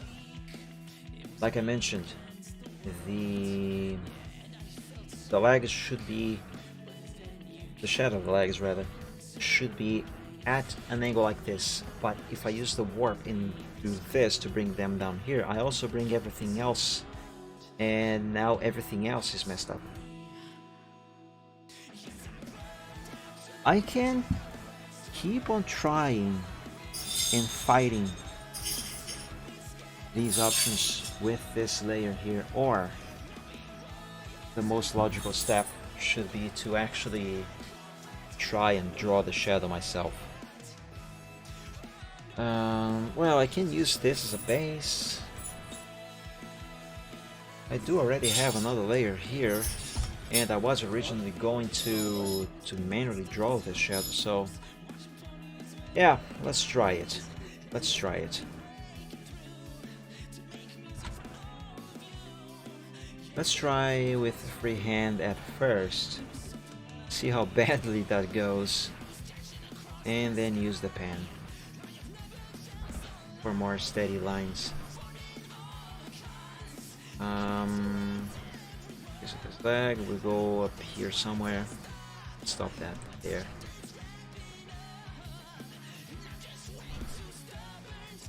Let's have this go here. Okay. This here is actually quite correct as it is. Let's try and follow that. Also, this leg here is casting shadow as well. Gotta go here. I gotta bear in mind also his knee, so let's put that here. And this there, it's here.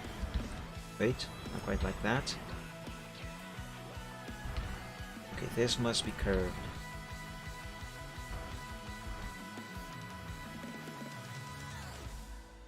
Okay, maybe not that curved.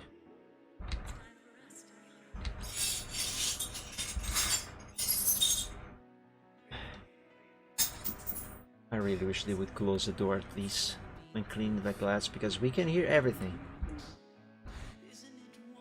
Let's curve it. Oh my god.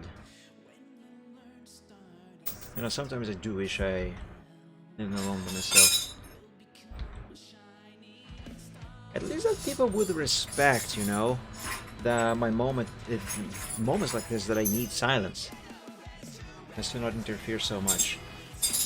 Like when they need moments of silence, I am as quiet as a rock on the moon. Seriously, no joke. You wouldn't even know that I'm there. His tail, should his tail be casting a shadow here?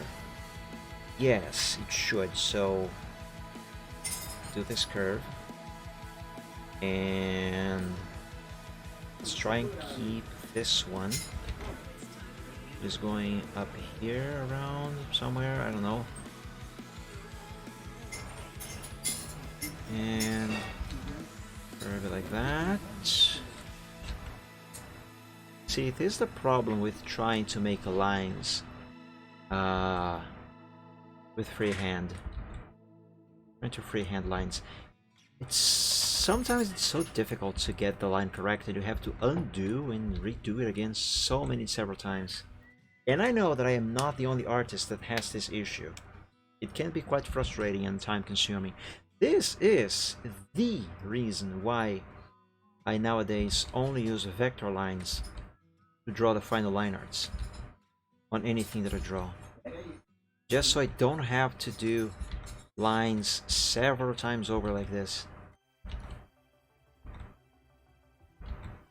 With vectors I can get the perfect line on the first try.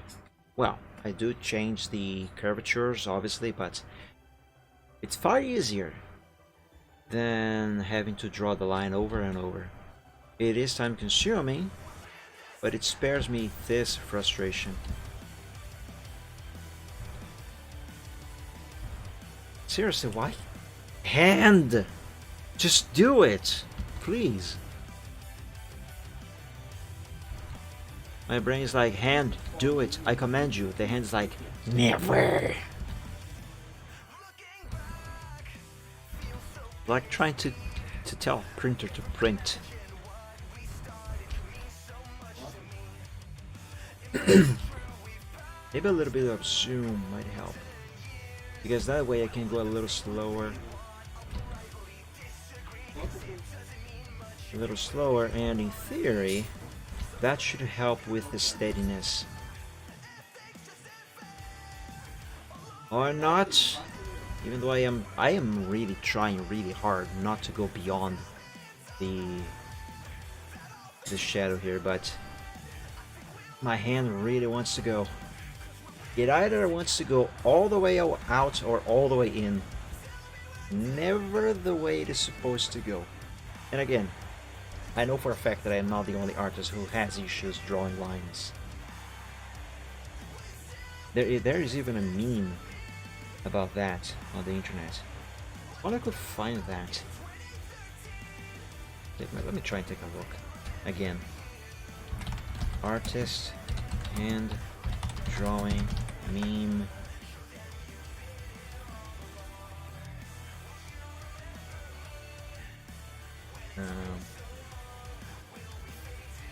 Well, there are memes about drawing hands, but that's not what I had in mind. Artist, drawing meme. No. I will find that meme only when I am not looking for it.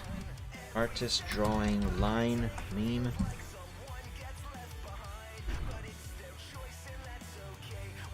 Artist, hand, meme. Yeah, I have been after that meme for so many months now. When I try to look for it, I can never find it. Okay, that's rude. Alright, I promise, if someday I ever find that by accident, when I find it, it will be by accident. I will save that meme, I will download it, and I will remember to show you. I hope. Right, where was I? Okay, I was trying to draw the shadow.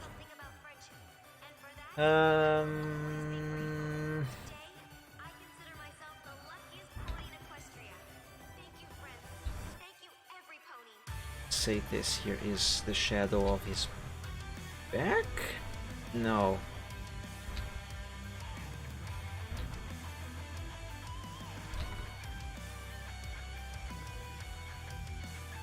Yeah, let's go with this. Right?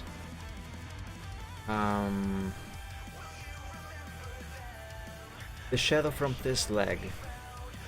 Shadow from this leg. Actually, I should first do the shadow of his chest. Oh lord.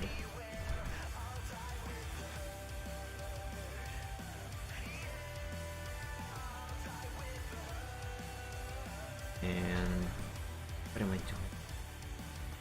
Help!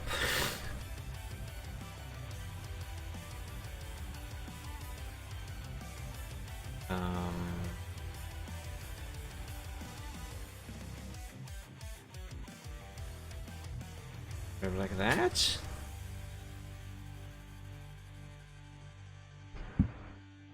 Oh man, what sort of monstrosity am I gonna end up with?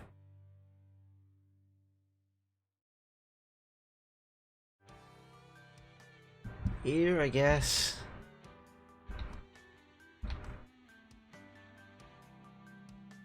Oh my god. Jesus. That's not on here.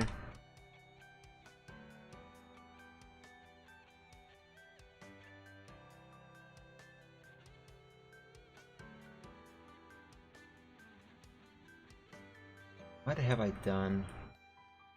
What have I done? Let's close these lines here. So I can select this whole thing. It's not all closed.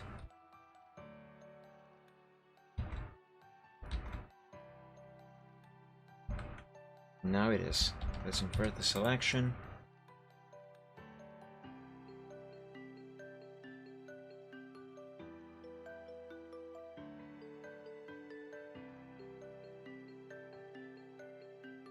Now let's hide the original, sort of original, and let's make this black. Give it a 50% opacity.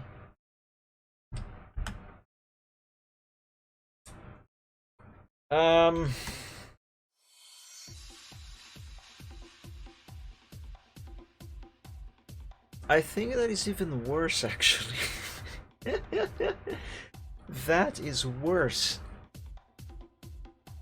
than this. Somehow that is worse than that. This area here is slightly more correct, or slightly less wrong, if that makes sense. But overall, it is everything is worse. Everything is so much worse. What maybe I might have to do is manually redraw areas of the shadow to try and correct the angles by using this one here. Oh man. I'll take a 2-minute break. I will use the bathroom. I'll be back in a moment because I need to think this through, and I need a little bit of rest from this. Anyway, I will be right back, my friends.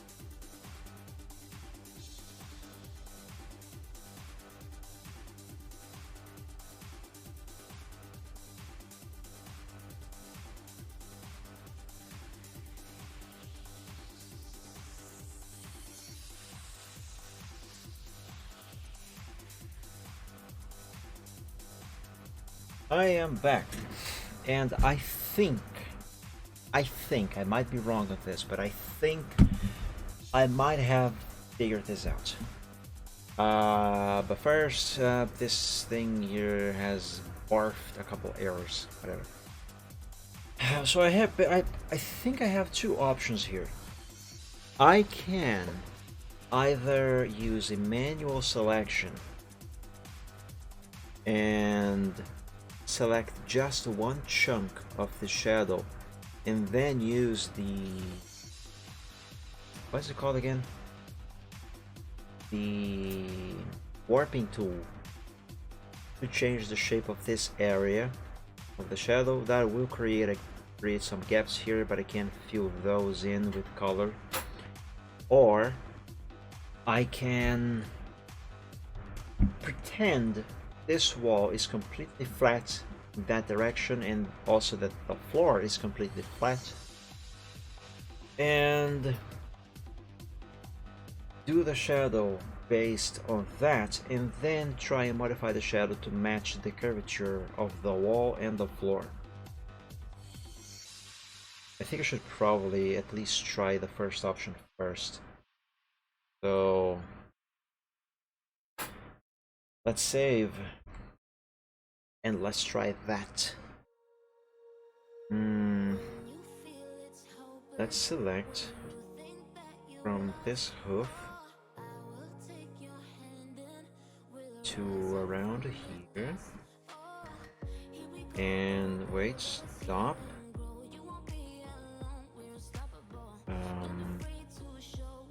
All of this, I guess, and then down here. What happened? That is not the selection that I made.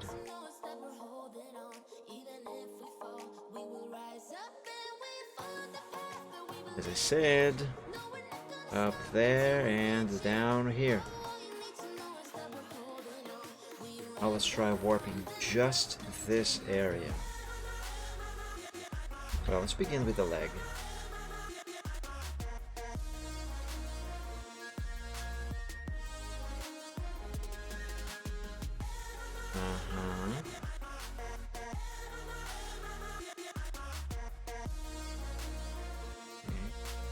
Well, not quite okay, but like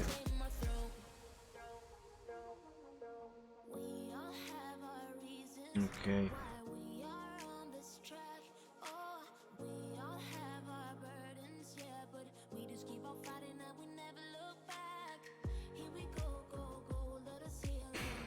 Alright, let's apply this.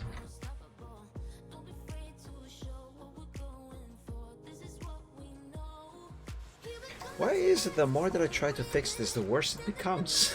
I cancel that. Try this.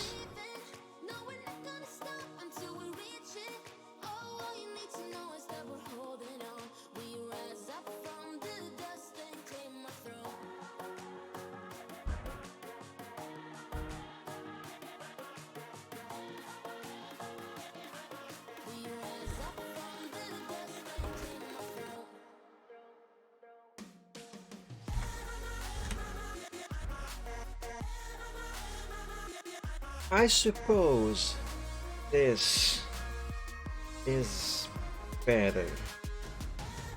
I suppose. But I'm not sure, I'm not convinced.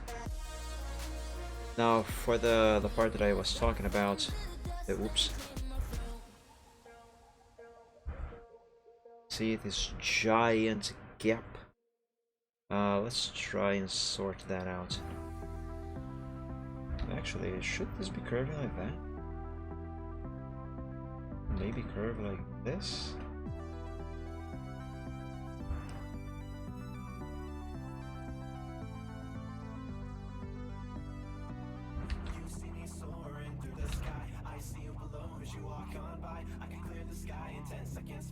Let's not do that there yet.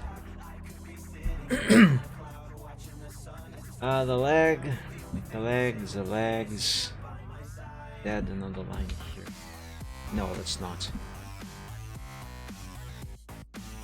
I guess this one is fine as it is. So yeah, it would be just this part here that need attention. I should use the pen.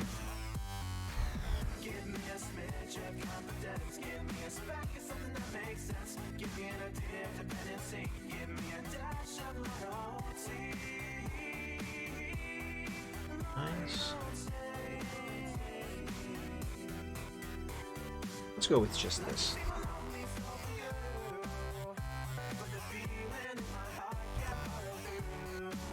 Alright. Now for all of this, I am going to use a manual selection to select the entire area, and then with a larger brush, I will color all of that with black. Just like this. Much easier.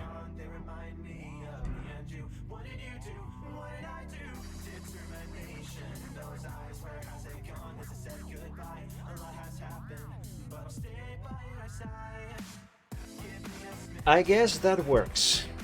I guess that works. At least it is the best result I have managed so far. And I kind of doubt I'm gonna manage something much better than this. The shadow of his tail over here, however, I don't think that should be that further down, should it?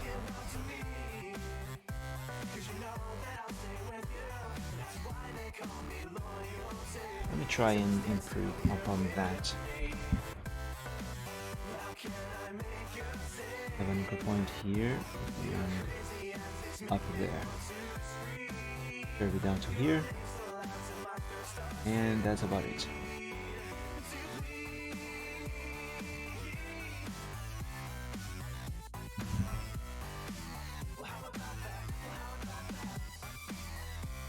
Curve this. Maybe not that far.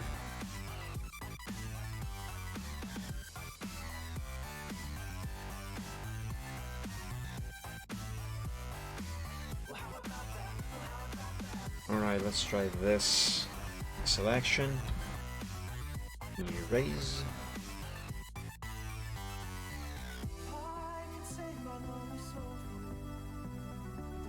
Yeah, that is slightly better, but excuse me, this is not quite right. Let's go back to this.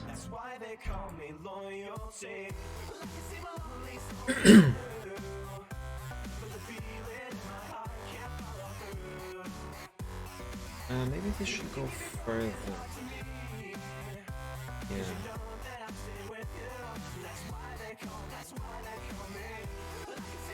Let's bring this one all the way down here.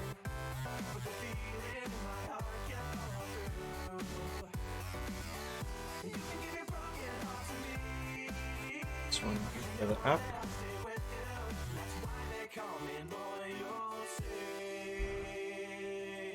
Let's try this now.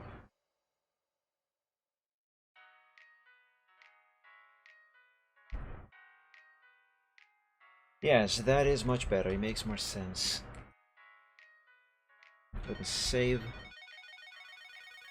And okay, this shadow here on this diamond, that is not quite correct. Right here. Anchor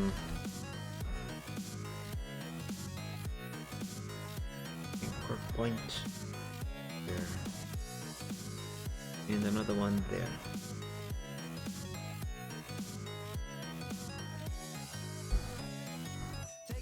I don't think that in my entire life of doing art I have ever used the pen tool so many times on a single picture that I have been doing with this one. Don't get me wrong, I'm not complaining. That's just a commentary.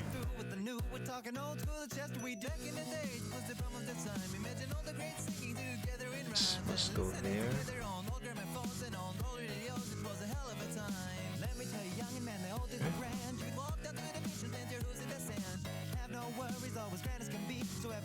And make selection.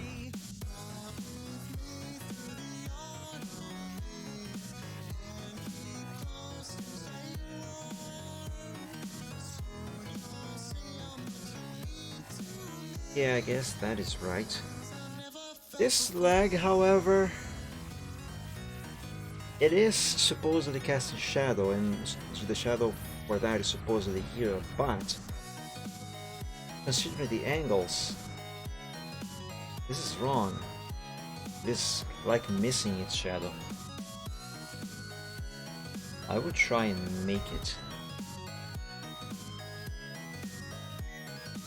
Point here. Curve to about here, I guess. And then here.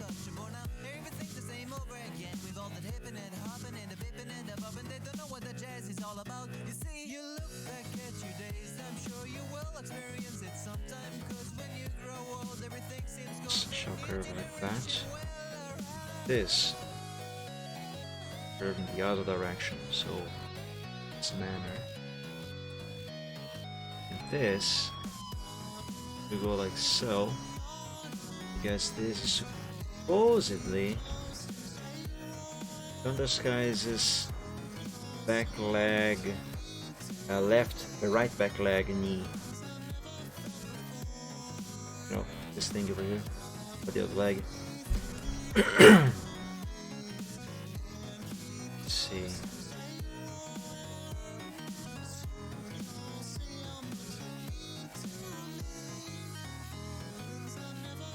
The angle is wrong. The angle is wrong again. Oh my god, why?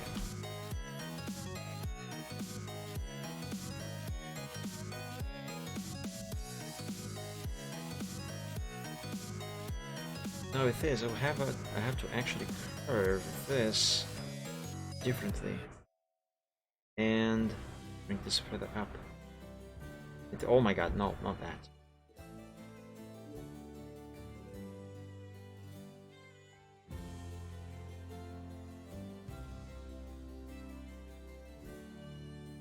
Perhaps this should go here now. And these should be relocated. Let's put this up there and use this one.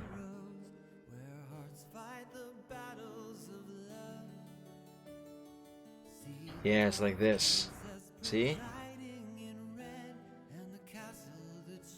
I don't know if what I'm doing is right.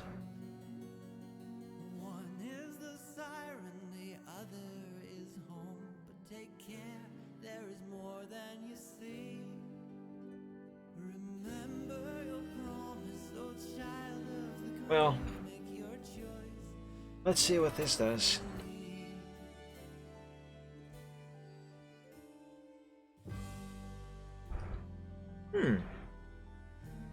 It's actually not so bad.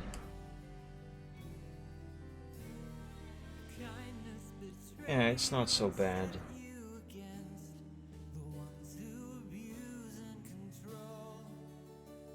But now I kind of feel like a chunk of this shadow here should be removed. Shall we try? Yes, we shall. So put that there. This over there. This over here.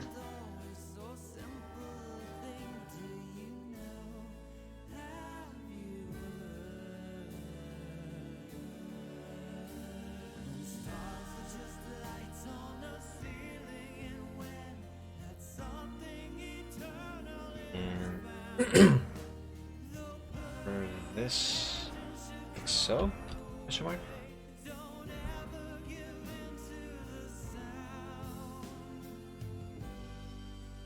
Almost. Let's put it over here. I will need another anchor point. Let's place it here because this one has to correspond to the tail.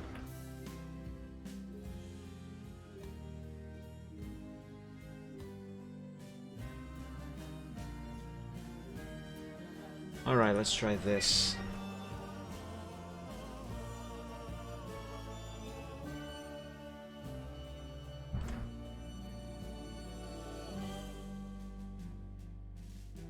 Yeah, that is a bit better. This leg over here, the shadow for that thing could still be a bit better in terms of angle. So let's do this.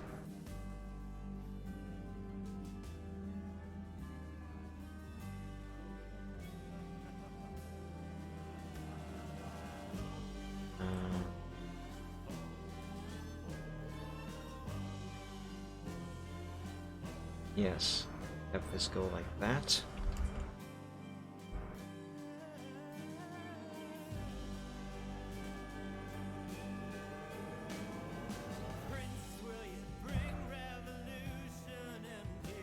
Yeah, that is better. I can't believe I am finally making progress with this freaking shadow. Oh.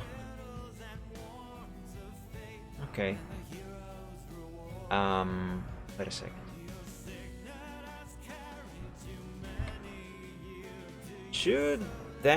Should his head actually be over there? Should it be more like up here? Like experiment. Oh god.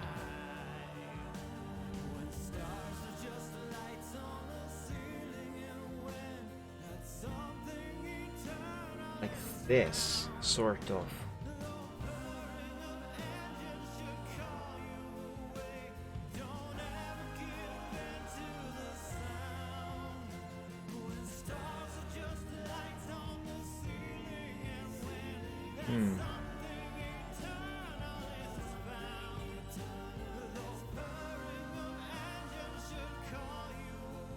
This area should be further up, but the tail should be further down.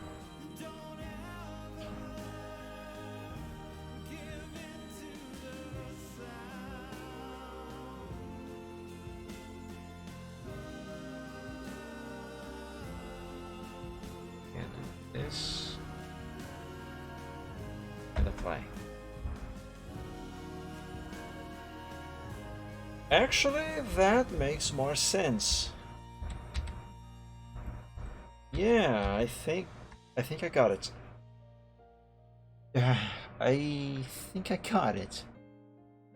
I really hope I don't have to do anything else with this shadow.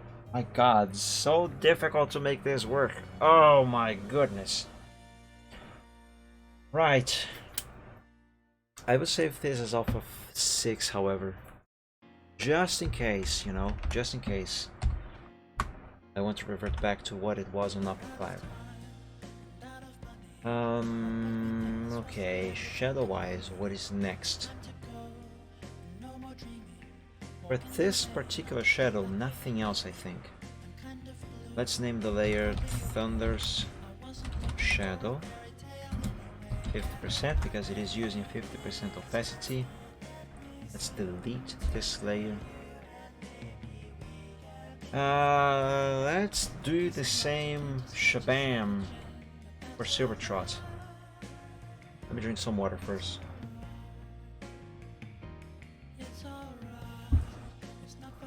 Right. Thunder Skies should be casting shadow on Silvertrot.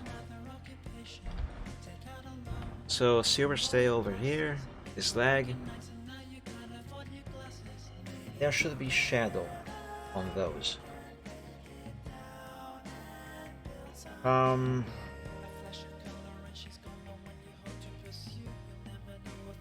Let's I will have to do that on Silvertrot's layer, I mean group. And that has to go above all layers that belong to Silvertrot. Let's copy this and paste it over here.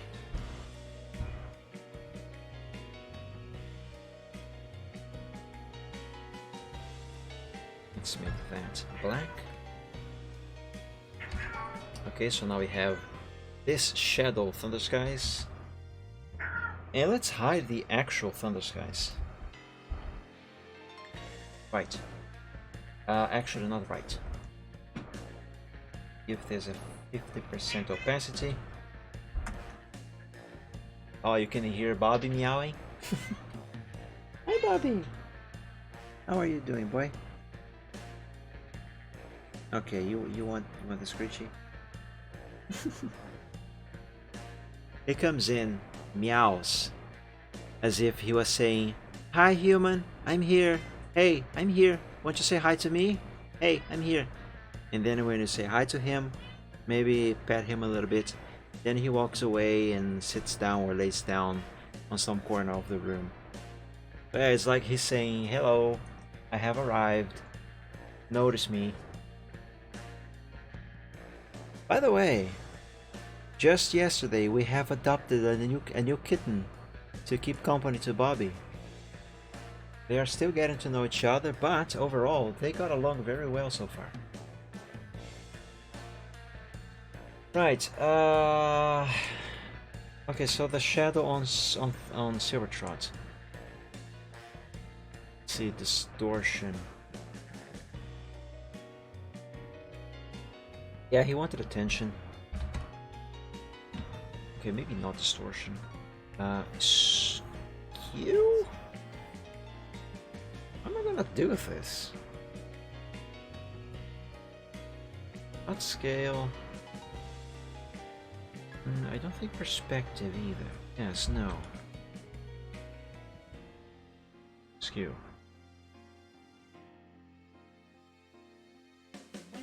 Alright, this should sort of follow the shadow that has been casting on the wall, but not quite. Maybe if I warp. Nope.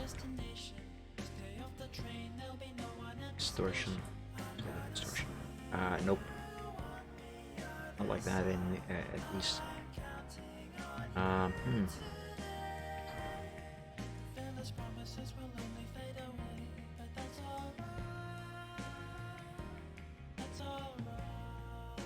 Actually, you know what?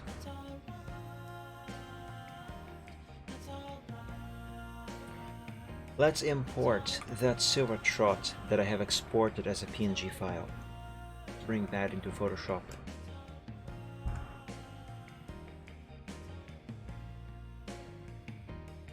And now, let's bring that to here.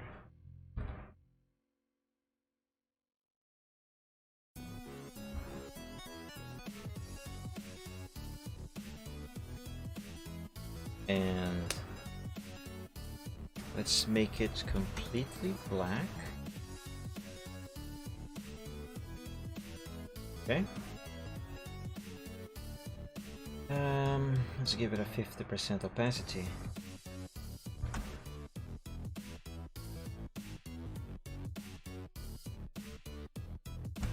And let's select a few areas.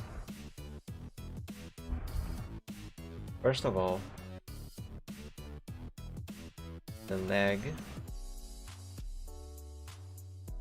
Have an anchor point go here and up to right about there.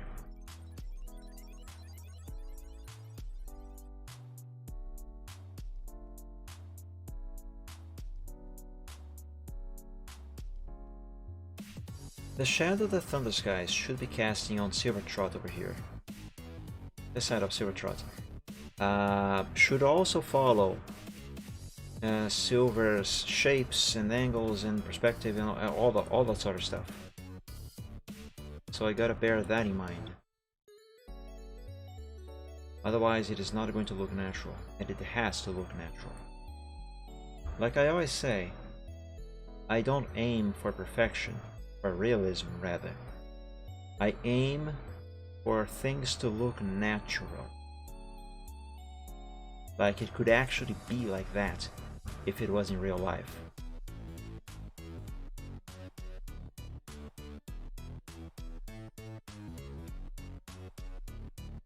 I guess this is fine.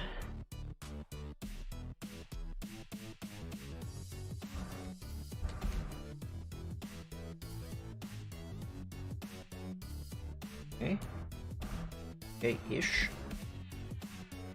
Wait a second. What about the tail? The tail is casting a shadow on Silver as well. So let's try this.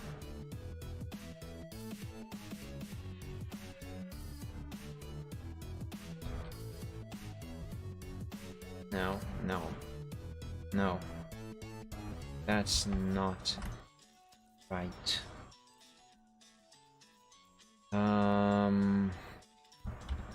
Let's go back all the way to this part and move this anchor point here. Maybe if I have the torch in my line of sight, it will be easier. Let's bring that one down as well.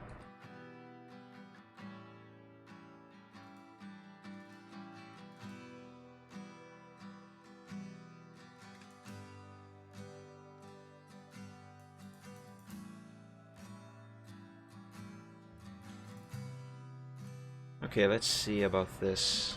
Wait, not quite.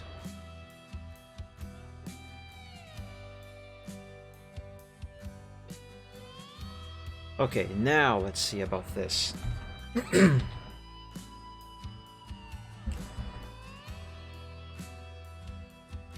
Yeah, that's better. That's much better. Now up here, this part here is completely exposed to light, so let's remove all of this.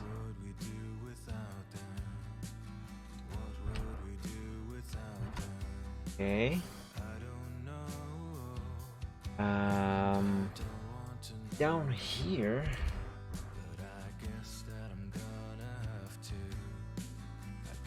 let's try this. Curve it like so.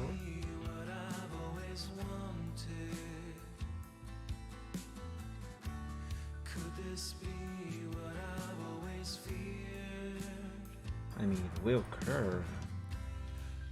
So.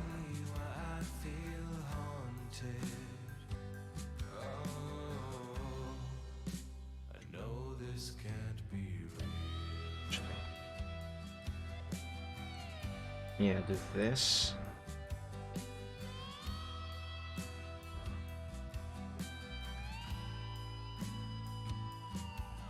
I don't know how good this is going to look like, if at all. I might as well try it. Alright, that's not so bad. Would be a bit better though.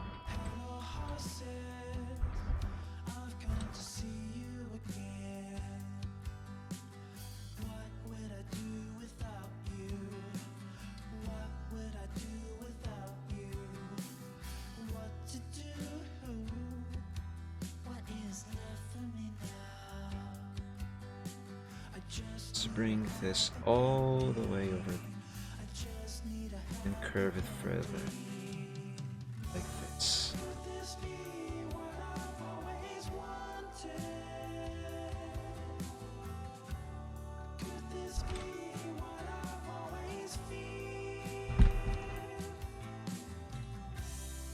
Yes, that works.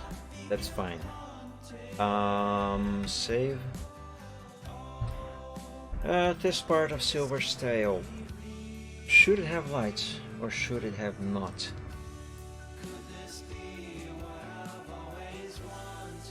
Yeah, I guess this is fine. Okay, I guess this is it. Let's name this layer Thunder's Shadow. 50%. And what is this? Okay, don't need this. Just that there's fine. Right, so for Thunder Skies' shadow being cast on Silver Trot, that is it. Nothing else, I guess. Wait a second.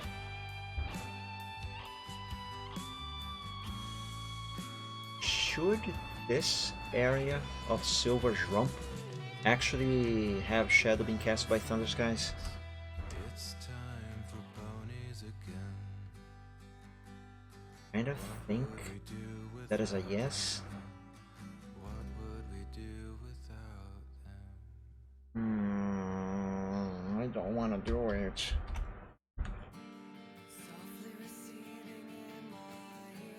If I do it, how should it be done?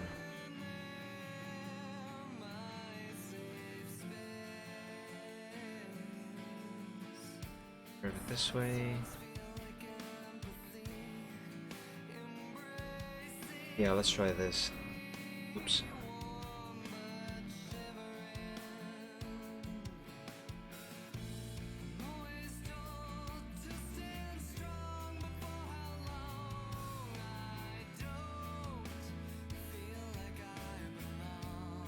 Selection. That is green. Now that is black. But that means that now I have to import this back into the picture, which is fine. Problem?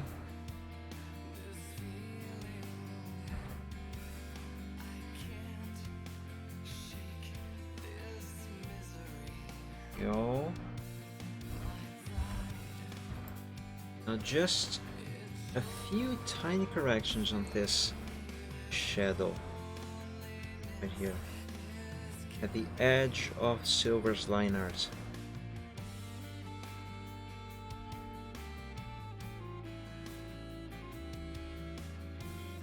There. This. Shoot, that looks worse now. Alright, undo the correction that I made. Okay, let's leave it like this. That's fine.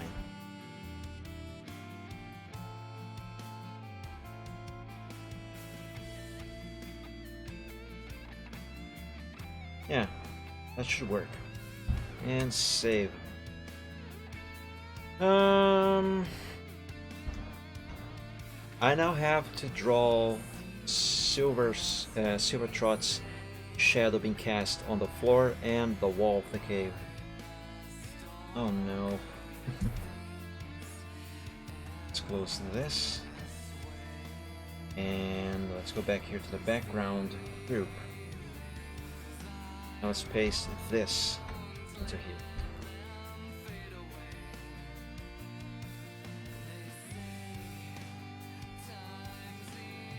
Okay, now I have two Silvertrots.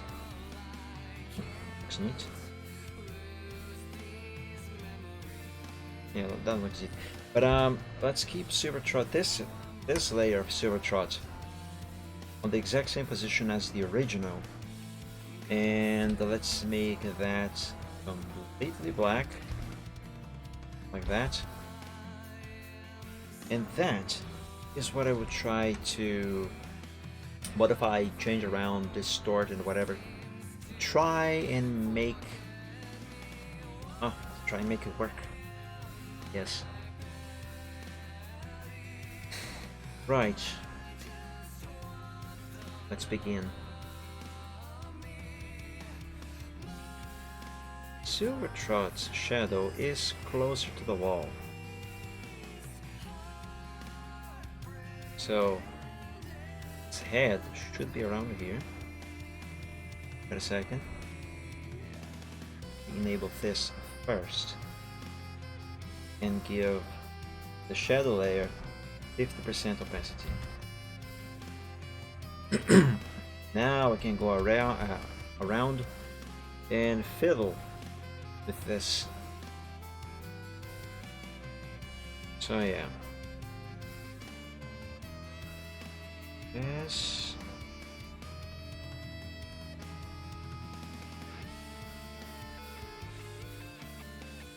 Is this already time to warp?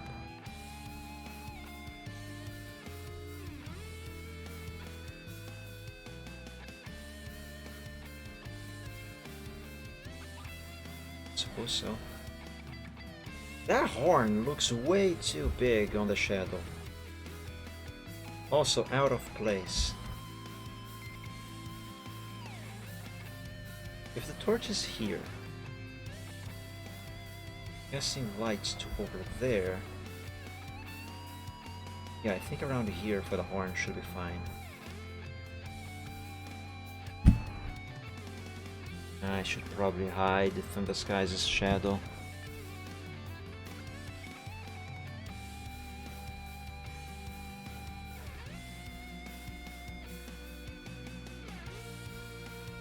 Also, Silvertrot's shadow should probably not be intersecting over here.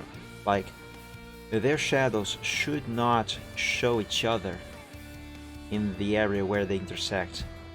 So this darker area here, where Silver's is covering Thunder's, that should not happen.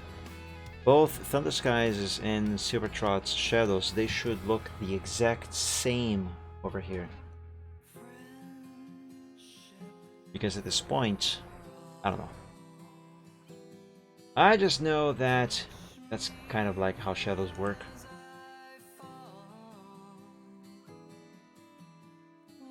Angle-wise, I think this is correct.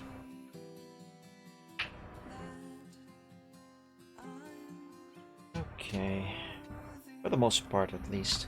Let's try some more distortion.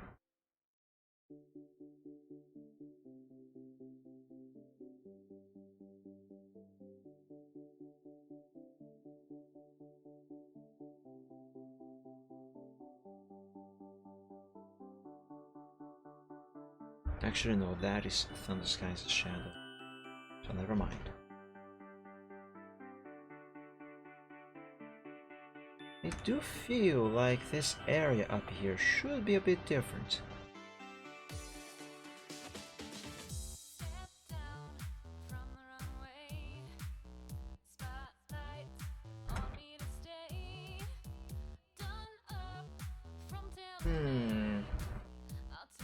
Let me hide the wireframe.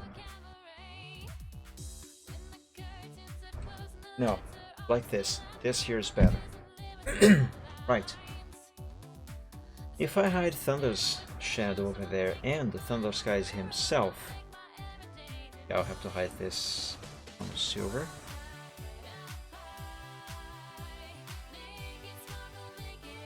Yeah. That's not bad. I think this is fine. I don't think I have to do anything else for Silver Shadow. That makes it easier. And the reason why it has been easier for Silver Skies. Oh my God, Silvertrot, not Silver Skies. Is because of where Silvertrot is. He's closer to the torch and the wall. Well, not necessarily closer to the torch. Where is he? Yeah, not necessarily closer to the torch, but certainly closer to the wall, and definitely at a different enough position that the angle, the shadow, the light of the torch is causing should be at a different angle. What? Whatever I said.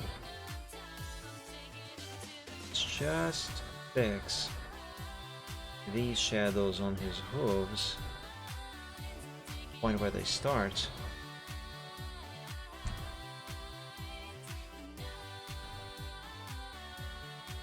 Yeah, like this should go up there, more or less.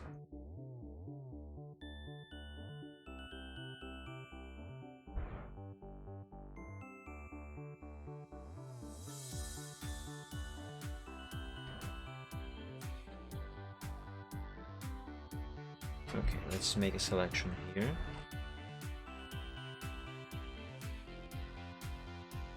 And erase this. Yeah, that makes more sense. And this other leg over here, something very similar has to happen.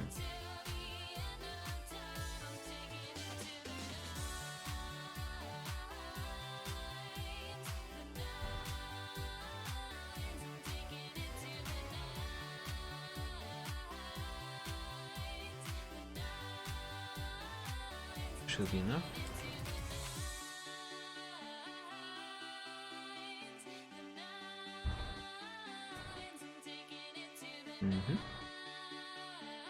Now, what about this leg over here?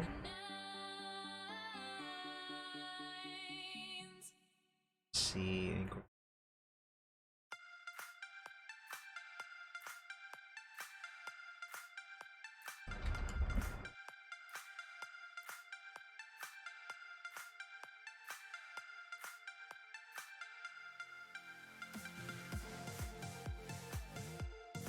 Now let's curve.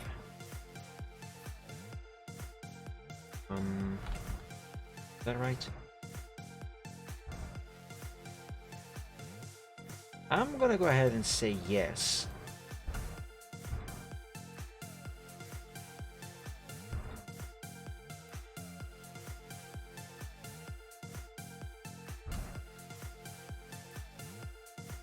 Yeah. Just a little correction over here. There we go. I don't think I actually have to bother with this one over here, because that one is being covered by Thunder Skies. Or rather, hidden away. Like that, see? Although... Wait a moment. Let's re-enable Thunder Skies' shadow on the wall. Ah! I see. Alright. Let's save this. And save again, but this time with a different name for backup reasons. So Alpha 7. And... let's not name this layer. Let's instead set both of them to 100% opacity. Like that. And let's merge them together. Now I can rename them. Pony's Shadows 50%. And now I can give it a 50% opacity. There, that's what I was talking about. Their shadows should not appear to be intersecting each other. They should appear to be one shadow. Just like that. I'm gonna drink water to celebrate.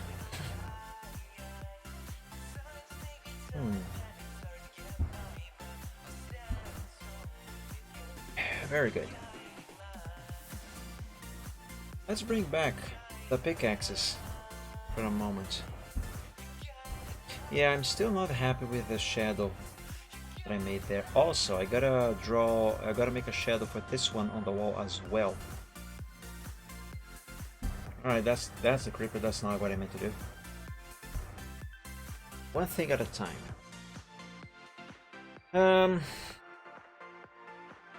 Okay, so I got their shadows, and they seem fine,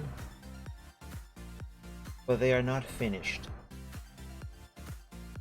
I now need the blur tool with a large, very large, round, soft brush. 100% strength, yes. And let's blur these shadows on these areas here that are farther away from the characters.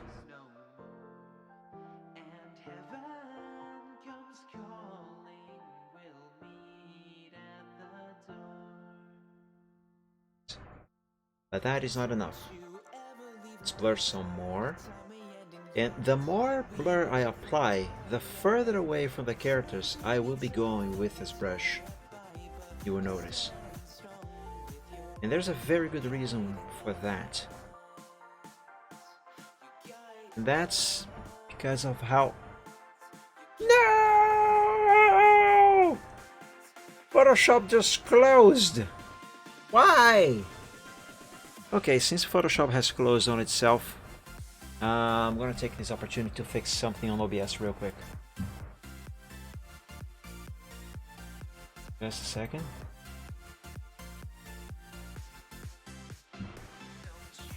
There we go. If I had done this fix with Photoshop open, I would have to restart Photoshop for impression. Alpha 7. See why it is important that you frequently save your work, whatever you are doing? It is very, very important. What happened? Alright, it restored the things I had open. Oh, that's fine, I don't need these anymore. So yeah, always remember to frequently save your progress, whatever you are doing. Okay, back to what I was doing and saying. Blur tool, 300%. And let's blur these shadows. But yeah, as I was saying, there's a very good reason why I am applying this blur, and why the further away, the more blur I apply, the farther away I am going to be going from the characters on these shadows. And the reason for that is, well, because that's how shadows work. The farther away the shadow is from the object that is casting it, the blurrier that shadow is going to become. You can actually try this yourself. Like, for example, open your hand underneath a light. Like, it can be the lamp next to your desk, or the light, or the light bulb on the ceiling of your room. Grab a pen or just a finger and place it above your hand, your open hand, in a way that your finger is casting a shadow on your hand. And put like about, I don't know, 30 centimeters away from your hand, and look at the shadow on your hand. You will see that your shadow is very, very blurry. It is very blurry. Also, kind of depends on the distance from the light source, but point is, the shadow is going to be blurry. Now, slowly approach your finger to your hand and notice how the shadow your finger is casting on the palm of your hand becomes more and more defined, until one point where you are so close to your hand that you can tell the line, the edge of that shadow very what's the word? Ah, shoot, I forgot the word. The point is, the shadow is going to become less and less blurry as you get closer to your hand. So yeah, the farther away you are from it, the blurrier it is going to be. And that is why I am doing this in this way, in this manner. And let's apply more. But this time, a lot more on Thunder's shadow over here. Even more, as much as I possibly can.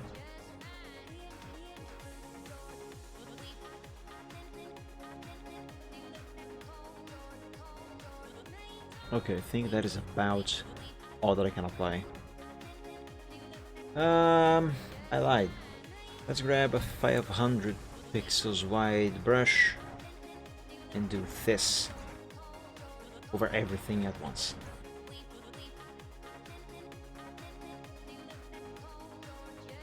There.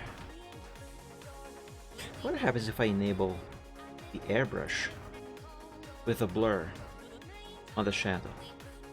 Let's try.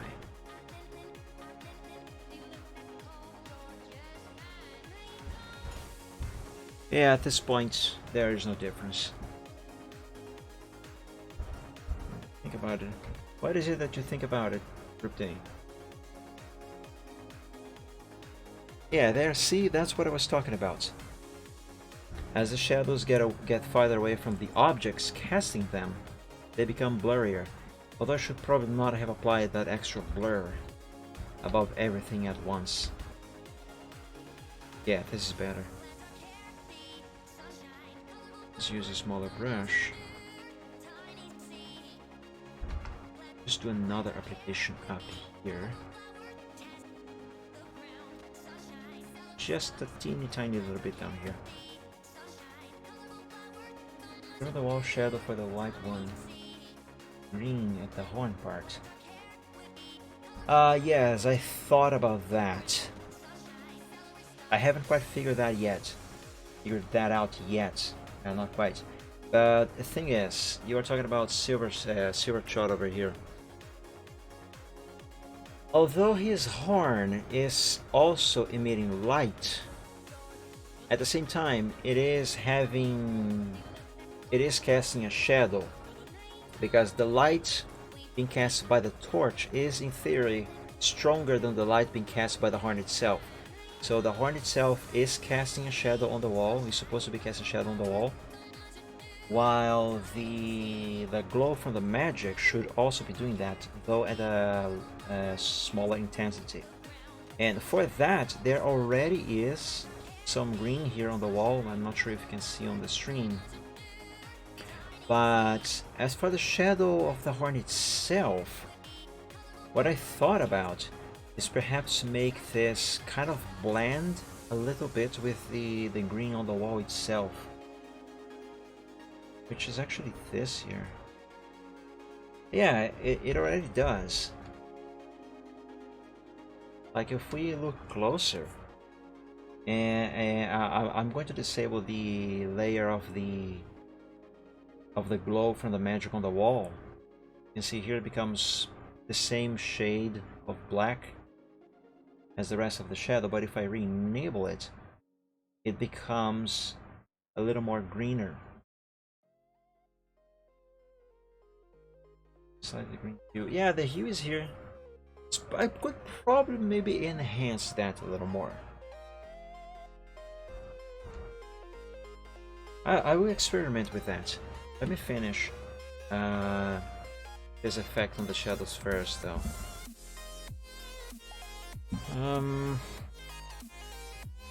Okay, blur-wise, I suppose this is enough.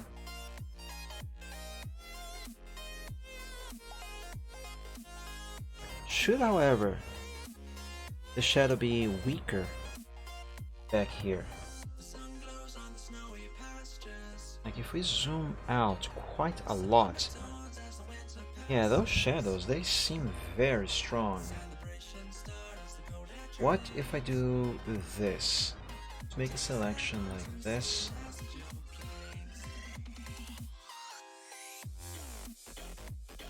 And eraser. Large, soft brush, very large soft brush. Let's go with 900. And I was gonna do a click and drag. Perhaps I should do this instead.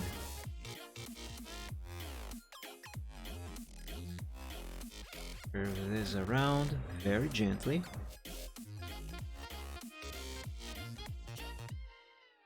Yes, I suppose this might be a good idea.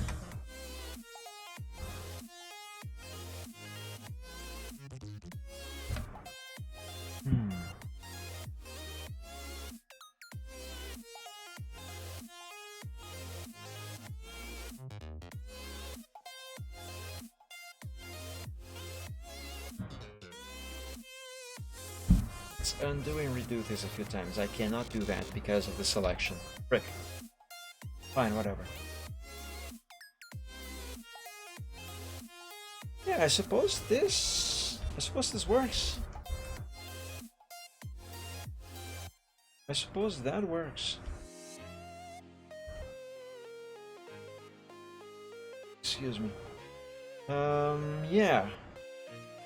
Let's keep that. But because this change that I made to the shadow is a significant one, I'm going to save this as Alpha 8.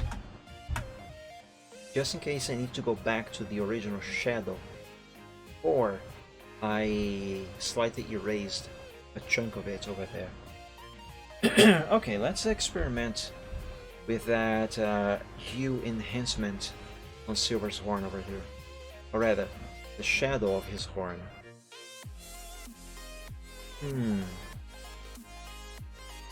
Let's lock the layer. Okay, I can do that.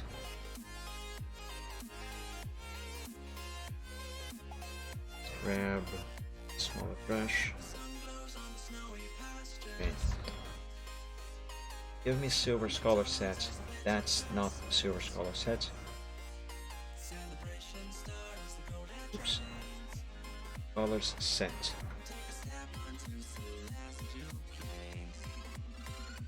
Here, I want his magic glow. This. Now let's hide this. No, not that. Crap. That. And let's give this brush a 30% opacity.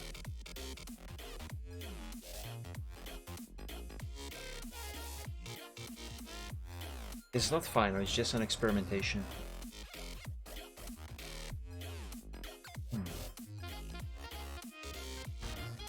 Let's drop the opacity to 20% and increase the size of this brush so we have more softness at the edge.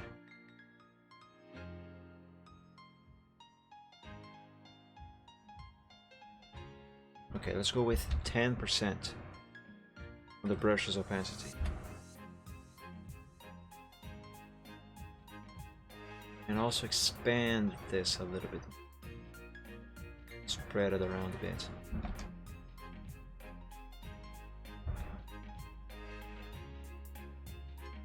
Yeah, I think that does a good job at enhancing the lighting on the wall. Perhaps just the shape of this is not quite correct. Let me try this again. Perhaps I should use brush 300.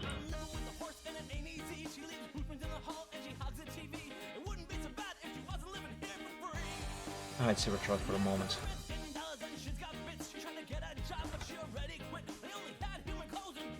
Here. Also here.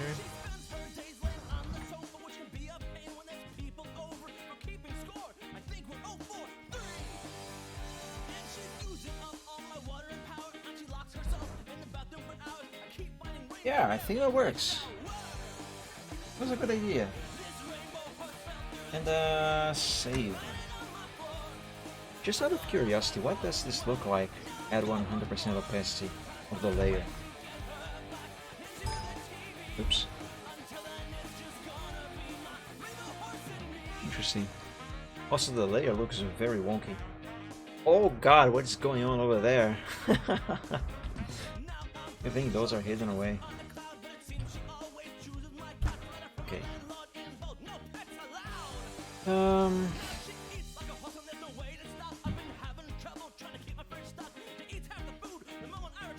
Alright, I think the next thing that I have to shade, not to shade, to draw shadows for, is the creeper.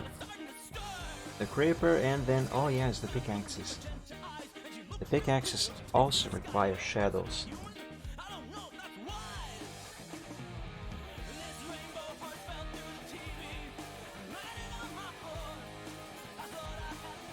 I don't think I am finishing this picture today. I can say, however, that I have made good progress.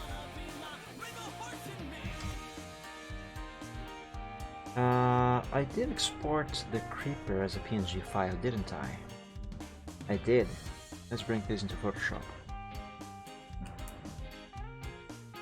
Let's do a couple notches. Hang on. I'll increase the opacity back to 100% on the brush. There. And there. Now I can copy this and bring it over to here.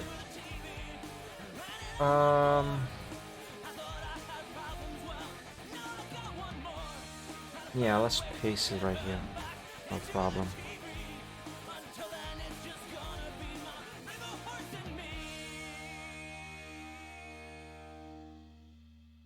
Yeah, that should be fine. I'm not going to name this layer yet. Make it black. And save. Now, the Creeper Shadow is going to be something kind of interesting, I suppose. Put this down.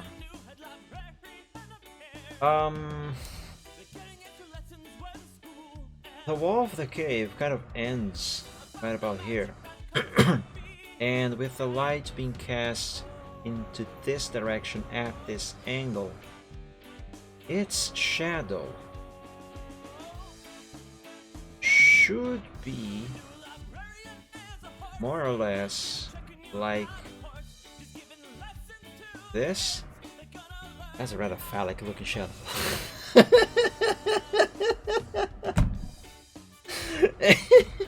Also, I forgot to give this a 50% opacity.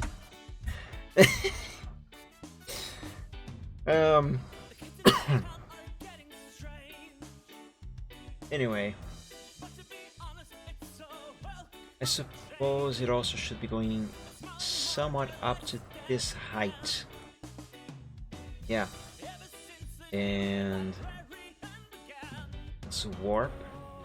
Because like I mentioned, like I mentioned several times, it has to obey the direction, angles, and shapes of the cave.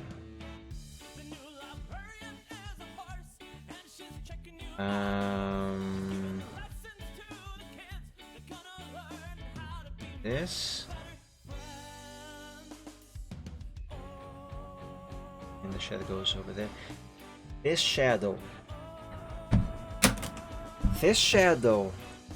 is looking so wrong, and I promise you, maybe it's just my brain being nonsensical, but I promise you this.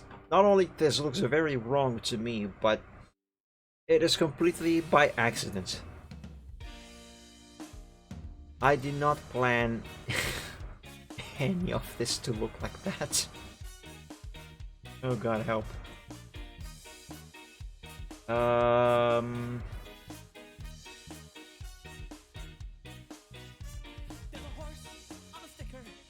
Should that be there or should it not? Probably not. This goes there, I guess.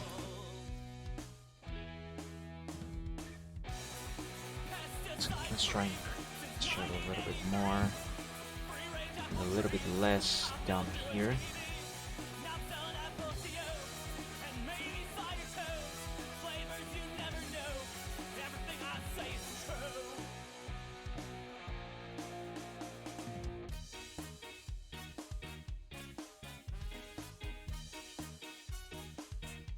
I really hope this shadow is going to look far less weird when I am done with it. Don't ding me, Windows. Okay, I need to hide the torch's extra glow for a moment because that is getting my way.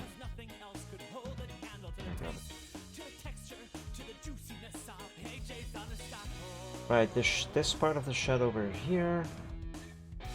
Ah, the creeper.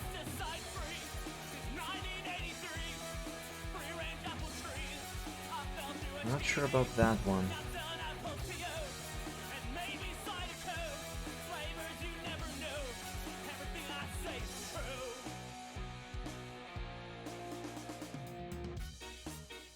Yeah, I suppose this one should go farther away.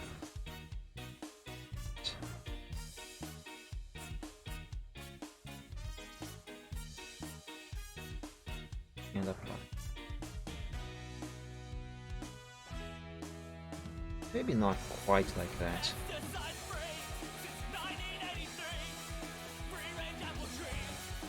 So let's undo that change. And do it in this manner, with the torch visible.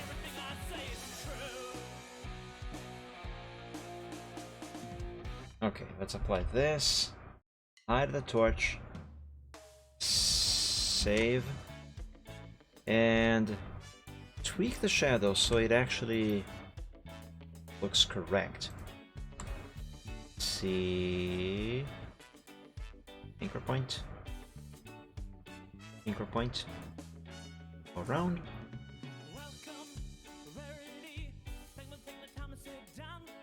I might be jinxing myself, but I have the feeling that the Creeper's shadow is going to be easier to make than Thunder Skies and Silver's, which was already easier than Thunder's.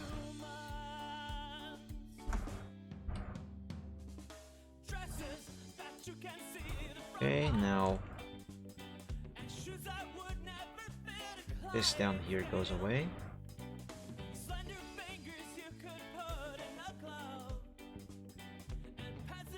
Should there be a shadow here? I guess so.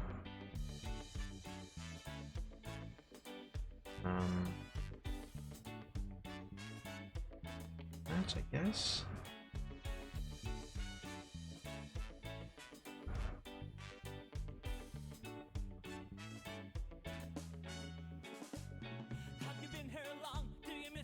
Let's try this.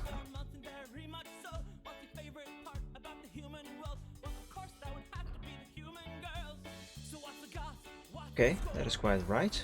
It's quite fine.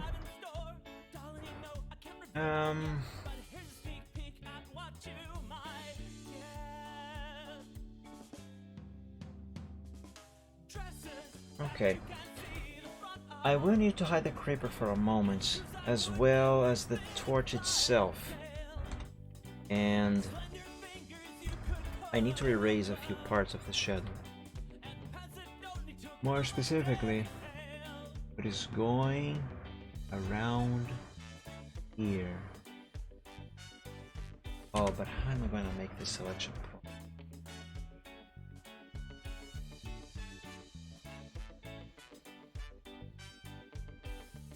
Oh, I know. I think. Maybe. Probably not. That's not very helpful.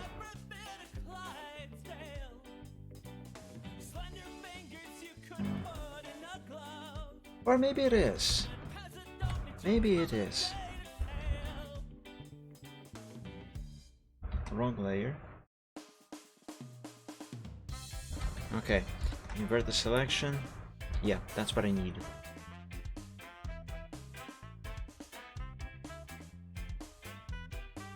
Let's erase the shadow along this line art. Like this.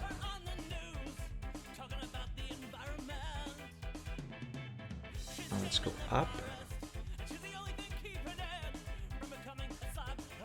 And the reason for this is, in case you don't remember, because right here is where the wall of the cave curves to go further down into the cave. So there's a corner here.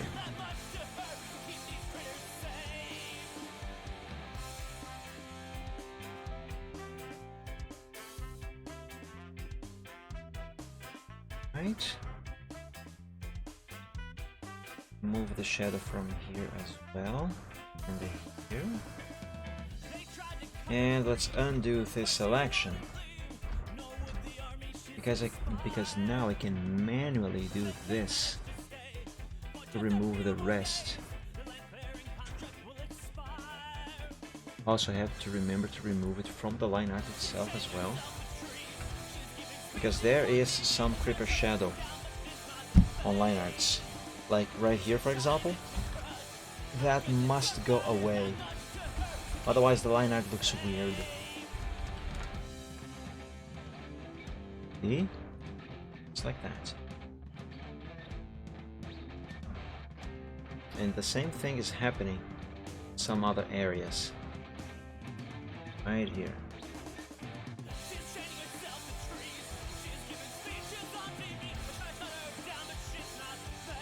Okay.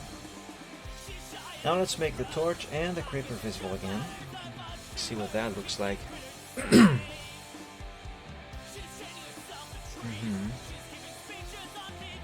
Save.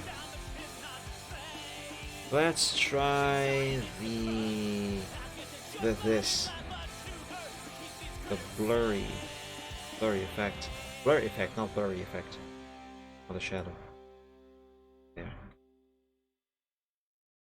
I think about that should be fine. Because this creeper is supposed to be very close to the wall anyway, so yeah. Some of that over here.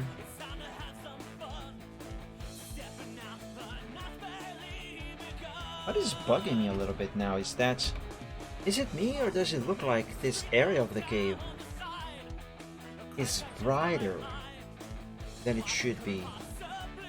Why is that so? What is going on there? How did that happen? The torch is not causing it.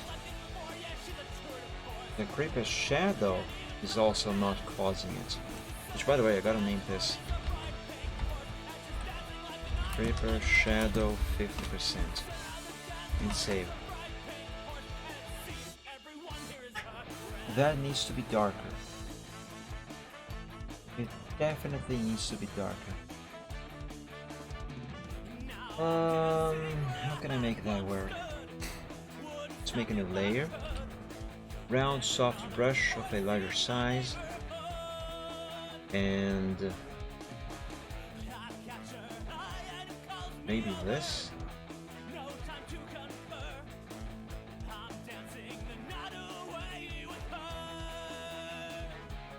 I don't know. Drop the opacity of this thing. Yeah, that's not very helpful. Yeah, not helpful at all. Remove that. I think I'm just gonna keep it this way. It's not too bad. I could swear it wasn't like that before.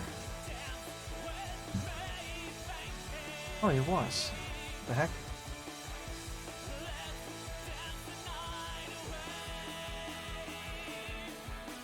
Oh, you know what might work? If I go here on Cave Darkness and expand this darkness like this.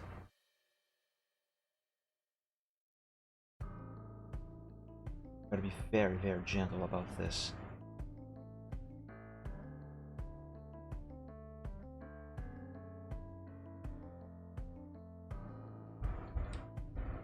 Yes, that helps. A little, but it helps. Yeah, and it also kind of enhances the creeper's shadow on the corner of the wall right there a little bit. So, good.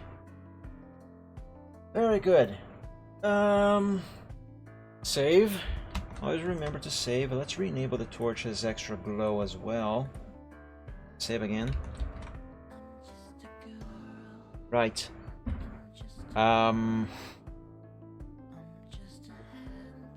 Let me think.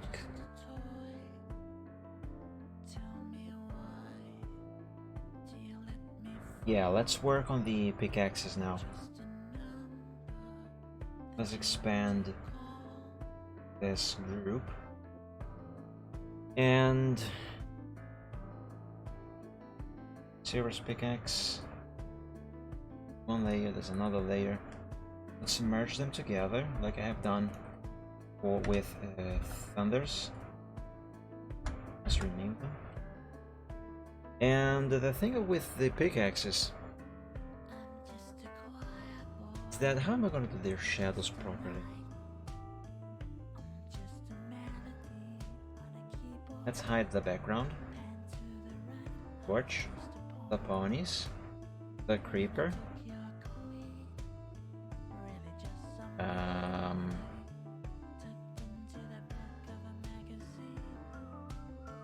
Let's hide the magic glow, and let's remove the effects that I have applied to, well, just a drop shadow.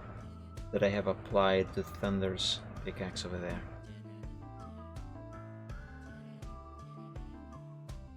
Yeah. And let's export both of these together as a PNG file. Pickaxes. There we go. Re-enable the magic, the background, and the characters, and the torch.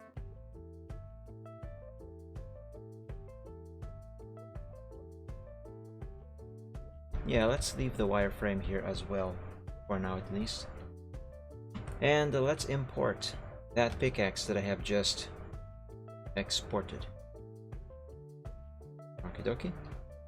And here.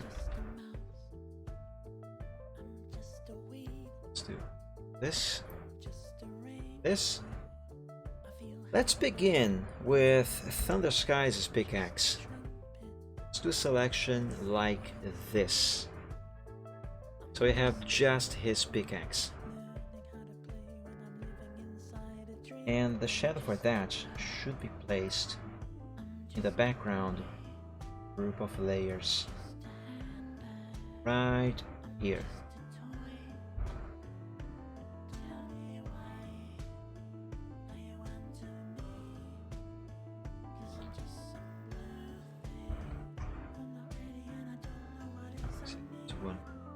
There, okay, save. That is correct. Now I don't know if this is gonna work for the pickaxe, but I will try to do the same style of shadow that I use for the ponies and the creeper. For this one, perhaps I can use just the perspective? No. Skew?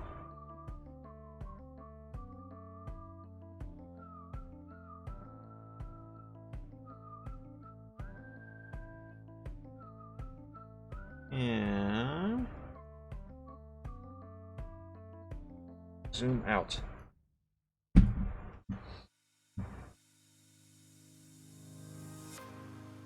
Let's distort.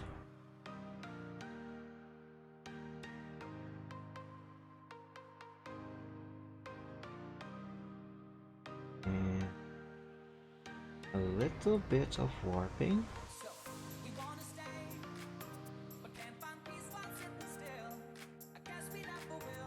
Should probably zoom in for more accuracy.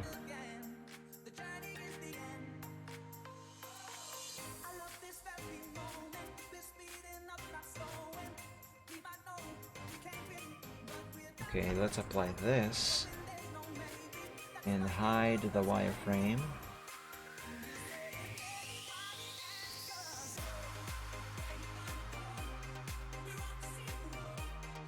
Wrong color, Mike.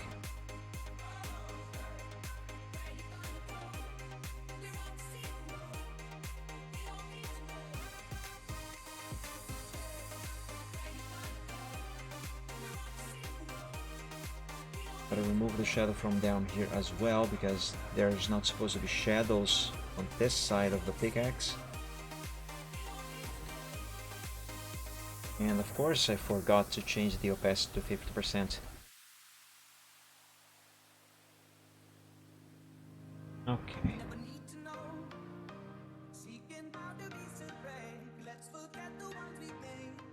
Yeah, I suppose that there's fine.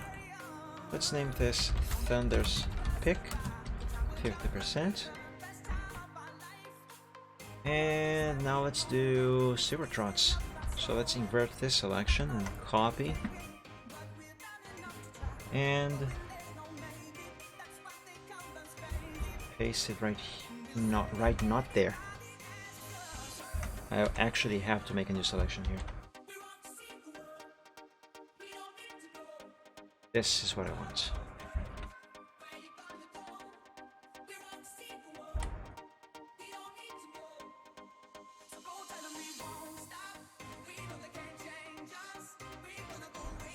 Black. Okay, 50% opacity for that. Yes, this time I remembered. And how shall this Pix shadow be casted on the wall? Well, first of all, let's move the whole thing.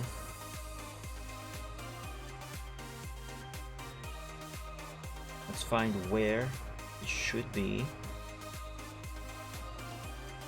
Probably here. And now let's use some distortion.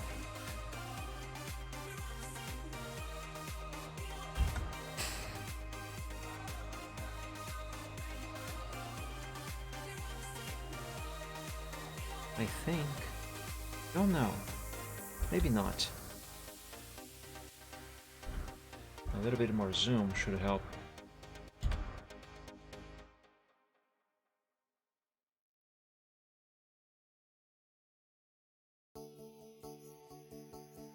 Okay, let's put it right there.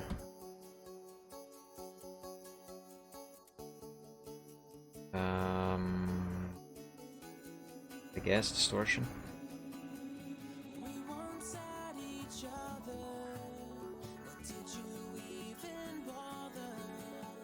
Okay, now warping.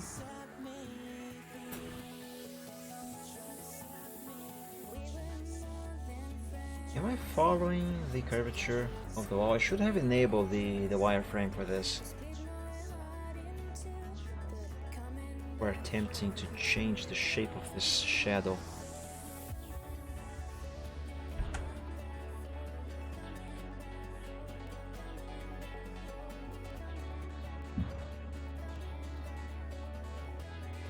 Well, it doesn't look too bad, actually.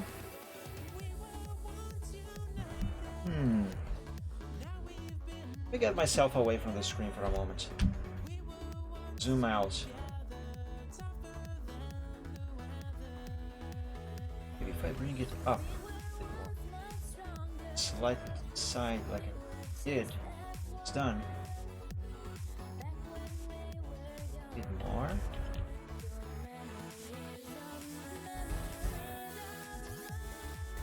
Okay.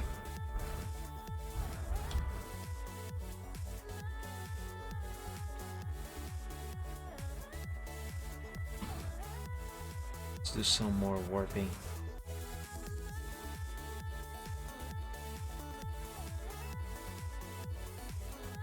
Let's be going up or down.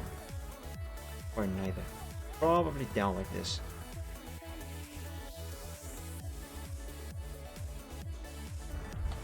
And stretch this slightly.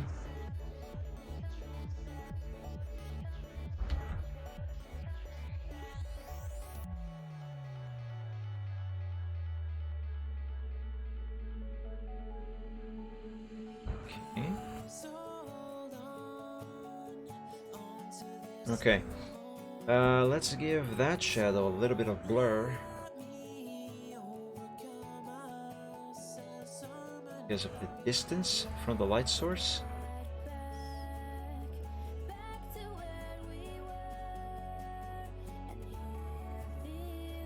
And itself also. That is, the object casting that shadow, which is the pickaxe.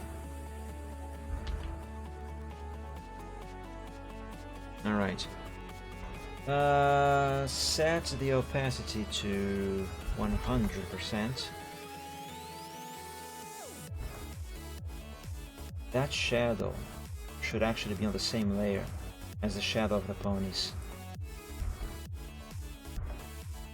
Ooh, but what about that green glow? That's fine. Let's merge them. Yep. 50% opacity again. And now let's swap the brush. Size 300 like before with a 10% opacity. And let's reapply. Oh no, I can't. I have to do this before merging the layers. Otherwise, it's not gonna work.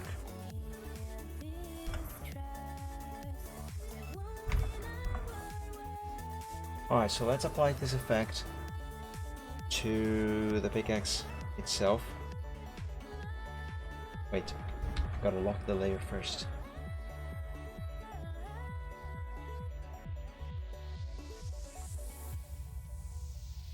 Oh no no no no no no no no no no no no no no no no no no.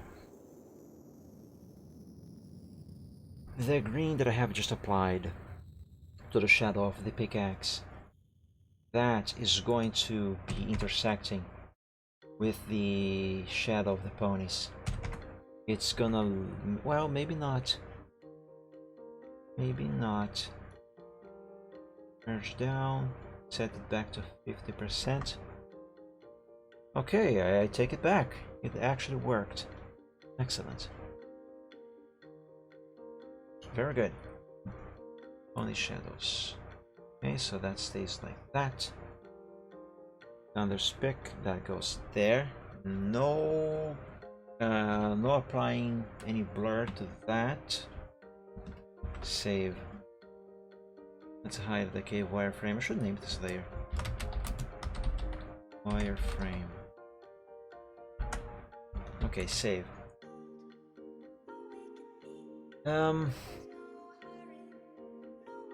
Last Sunday I did say that I was not going to do any sort of shading to Silvertrot's pick over here, but because it's so involved in light, you know, from the magic.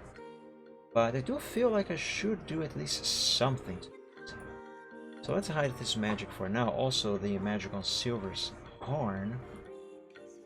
If I can see the pickaxe. Where is his magic? Here. Alright. And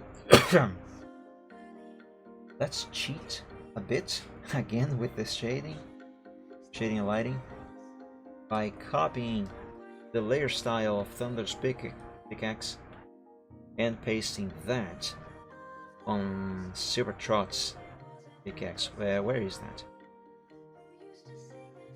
Oh, it's right here. Derp.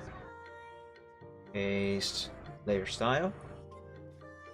Okay, now because these are not using global lighting, I should be able to change the orientation, the angle of the light on Silver's pick without affecting that effect on Thunder's pickaxe over there.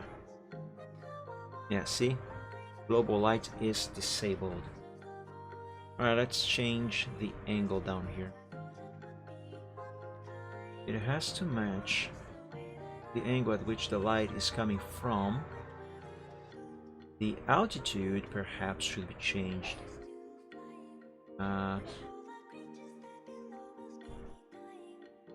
Set this at 20. Let's work on the angle. Perhaps 60, 70. Size. Gotta increase the size.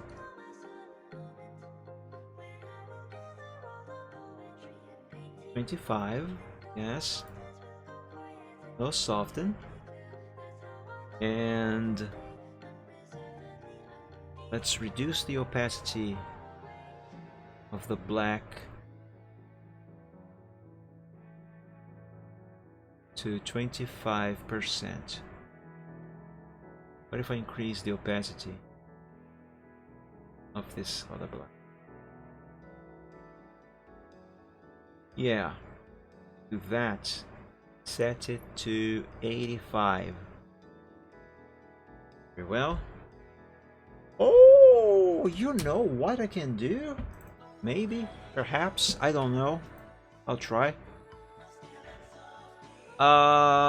Set the shadow mode to what? Divide? Where's divide? Divide.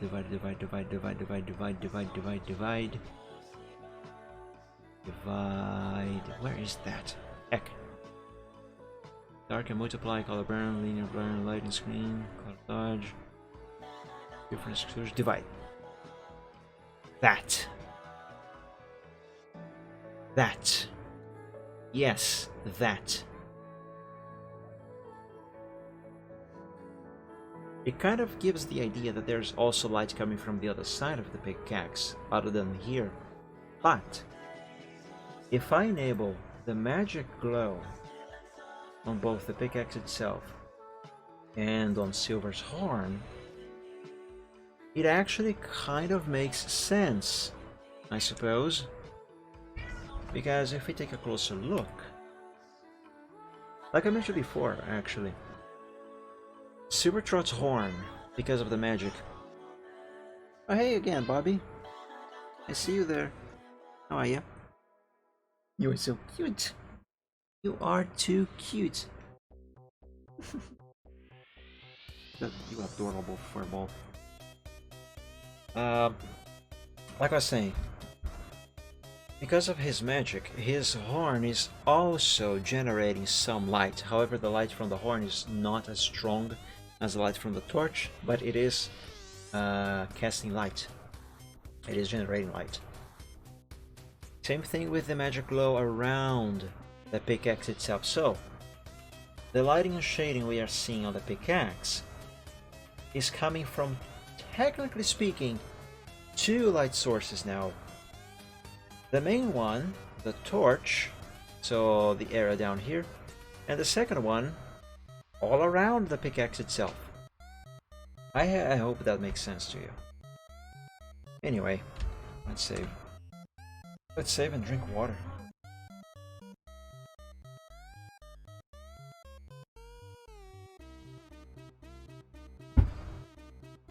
Alright. What next? Guys, I think this is finished. I don't think I have to do any more shading.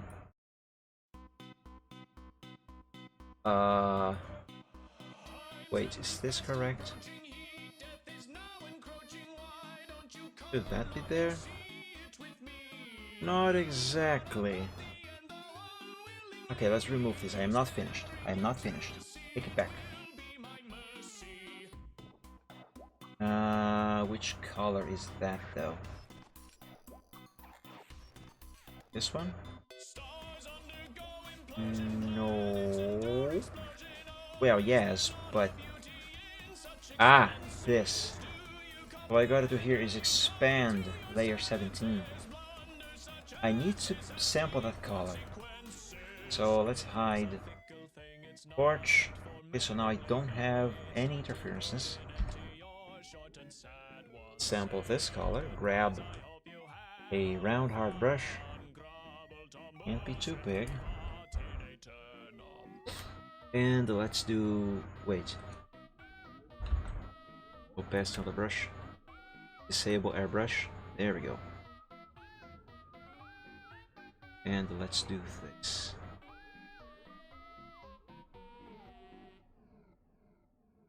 Because like I mentioned before, this is a corner where the cave turns around and goes deeper.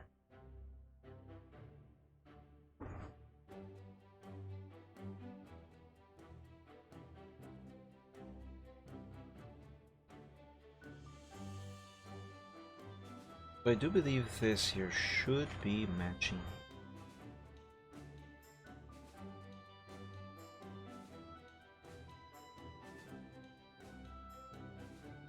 There. But yes, that looks much better. Let's re-enable the layers that I have hidden away and see what that actually does look like. Ripper, the torch, save.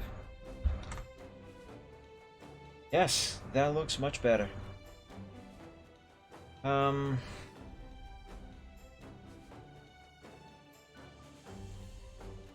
Those diamonds, have I given them any sort of shadow being cast?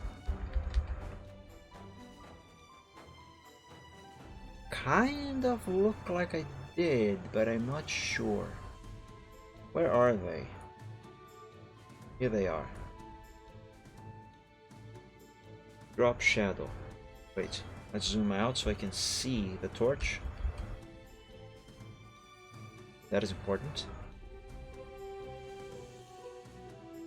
Let's try the drop shadow again.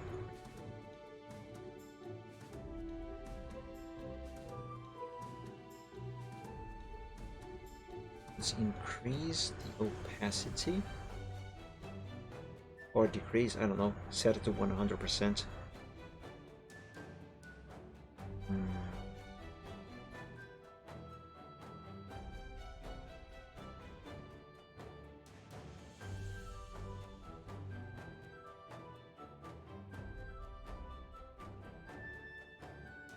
Perhaps I should export the diamonds as a PNG file and do the same thing that I have done for the characters in the pickaxes. I'm not sure if that will work. Oh, you can try. It's not gonna hurt. Let's save and hide everything except for the diamonds. I also have to hide the effects on the diamonds as well. So remove absolutely everything. And are you thinking that I'm going to re-enable these layers manually? No, I will not. I'll just close the file after I export the diamonds and open it again. And okay. Now let's save these diamonds and close Alpha 8. Close Alpha 8 and open it again. Now let's find the diamonds here. There.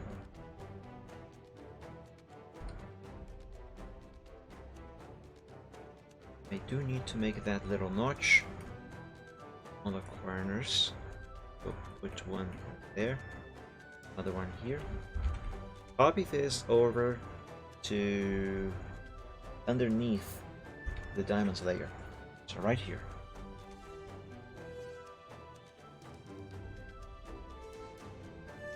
And erase the notches. Okay. Make them diamonds black. And let's try this. Perhaps I should set this thing right there. And stretch.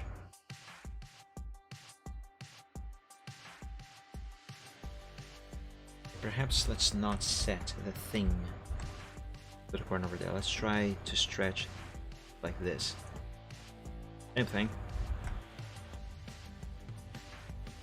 What if I put it outside? It's actually worse. What if I bring it here?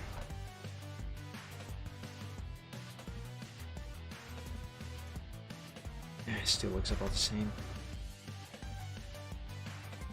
I want to create a shadow over here as well, not just on the far back here. The idea here is that the shadow should get longer as it gets farther away from the torch, you know?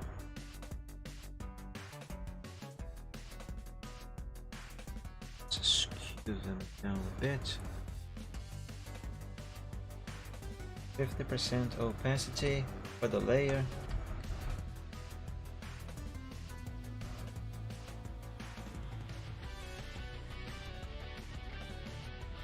Actually, perhaps not at all. If anything, perhaps I should use drop shadow actually. Yeah, because I don't want these to look like they are just shiny pebbles that are actually on the ground and not into the rock, you know. I don't want it to look like It's just a bunch of stuff that was dropped on the floor. So the shadow must not look too big, must not be too distant either. Let's reduce this distance. What was this set for? 7 originally? I think so. 0. Yeah, let's set it to 3 or 4. Let's do 3. Yeah. And okay. Hold on a second, the opacity. Let's change that. 50%. Okay. And save. Okay. Now, my friends, I think that I have finished this picture. Finally. I'm tired. Let me close these files that I'm not gonna need anymore. And finalize this.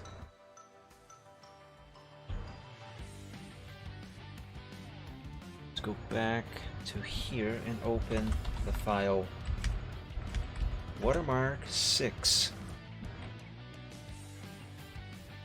Let's clean up this project file and save it as a final file. So all of this stuff gotta be yeeted.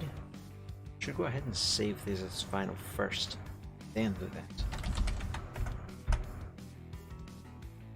Let's yeet the wireframe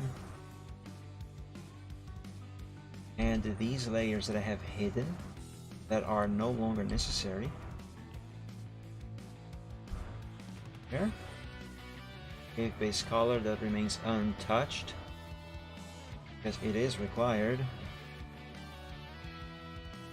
Let's see, pickaxes, this goes away. Nothing else goes away there. Creeper has to lose these layers.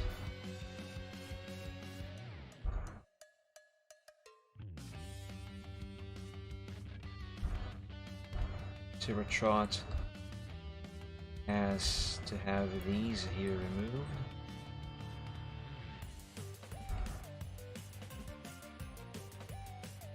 Nothing to remove on his eye. These here go away. Second. What is this? Oh, okay. Yes, this goes away. This also goes away. And this. Now let's move on to Thunder Skies. Remove these two. Nothing to remove on his eyes. Layer 19 goes away. Temp. What is temp? There's nothing. Goes away. Another temp that also goes away. Yep. Now on the torch. Yeah, I think I'm going to keep this extra glow. The torch is not going to lose any layers. Dialogues. This here goes away. And nothing else. Now let's make a new group and call this one WTM. Save. And on that layer, I want this one here. What layer is that? It's this one. Let's copy this and paste that into this new group that I have just created.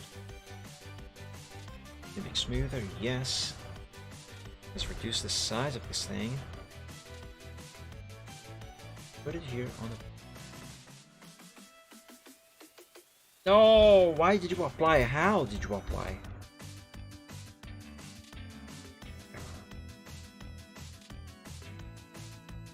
There. Let's reduce the size of this.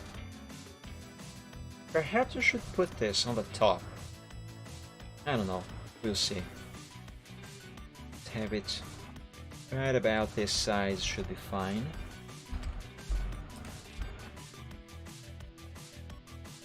Let's give it a stroke of size.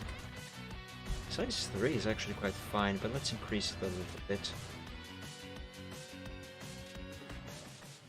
Yeah, number 5. Okay. Let's move it around a bit. So it should be fine. And give it a 10% opacity. Let's name the layer WTM as well. Save.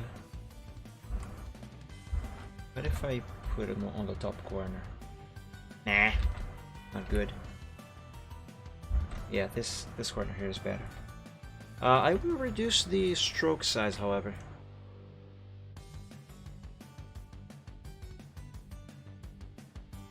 Number 4 or number 3? Let's go with number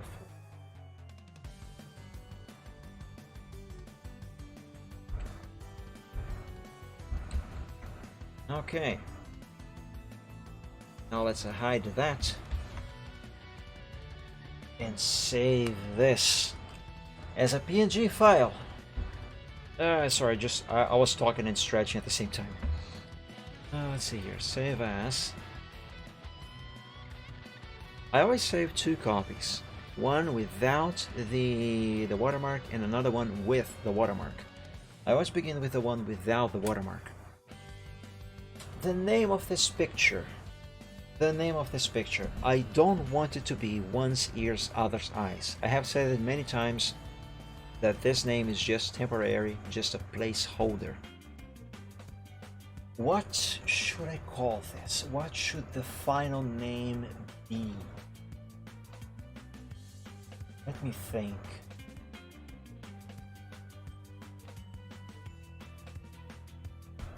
I'm gonna take a 2-minute break and use the bathroom. And in the meantime, I would try to think about the final name. So I will be right back, my friends. Come on! I pressed the button, it's not working. Heck.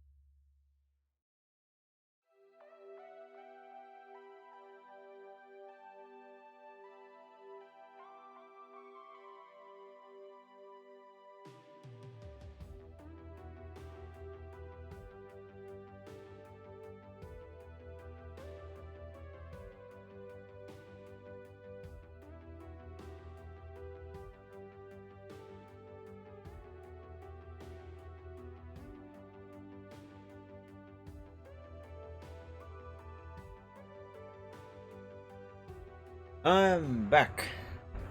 I thought of a name, and I also realized that there is something that I forgot to do on this picture, so I'm not actually quite done with it.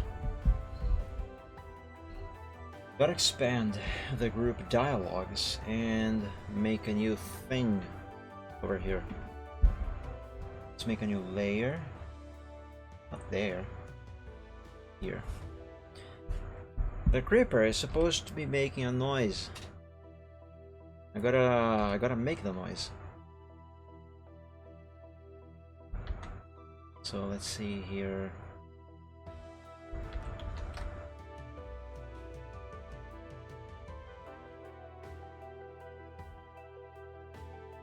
The creeper is hissing. Know how creepers go? You know? Yeah, let's put that there. And yeah, this here should be fine.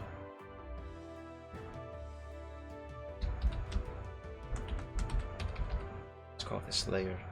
Yes. Also the creeper. How can I make it look like this creeper is about to explode?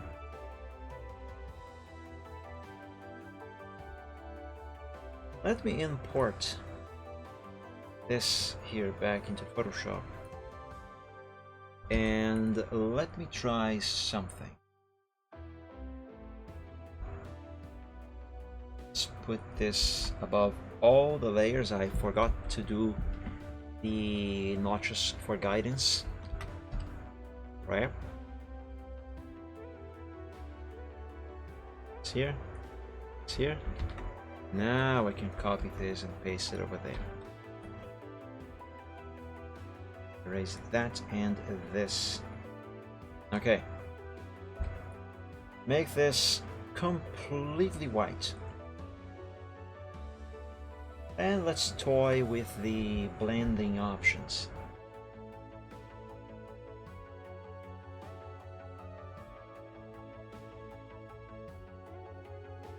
Overlay. It looks like it is overexposed. Overexposed, I mean. I want it to look like it is. Well, I don't know.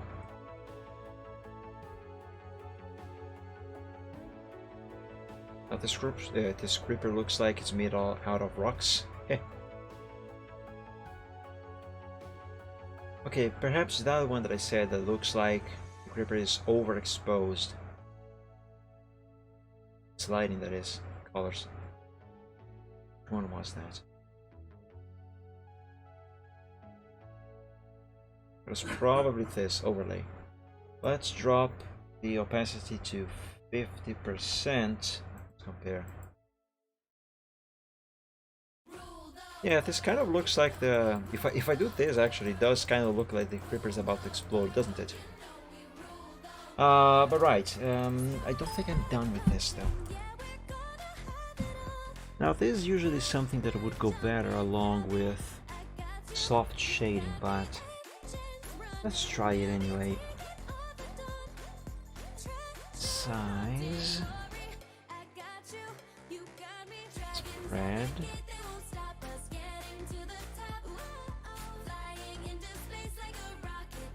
Maybe we should change this color to something else. Green? Sure. Let's go with green on that.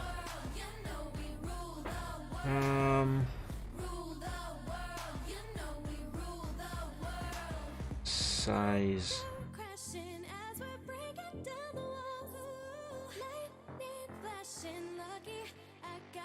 Yeah, set this to 30.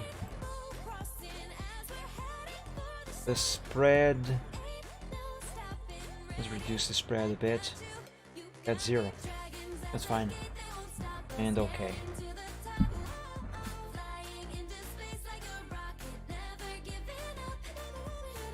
Yeah, I guess this works. Now the creeper seems to be glowing a little bit, which is fine. Okay, now I can say that that this is done. Let's just name this layer.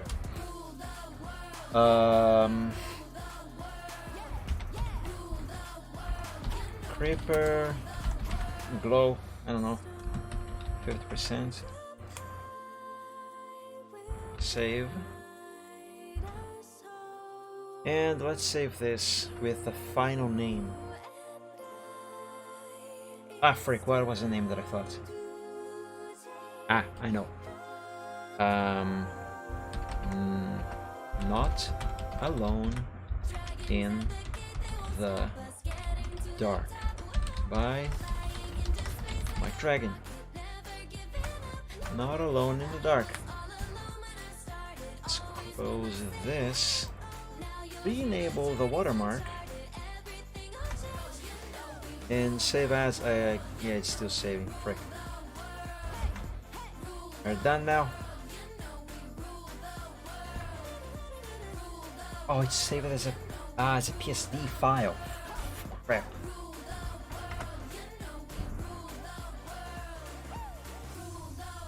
No.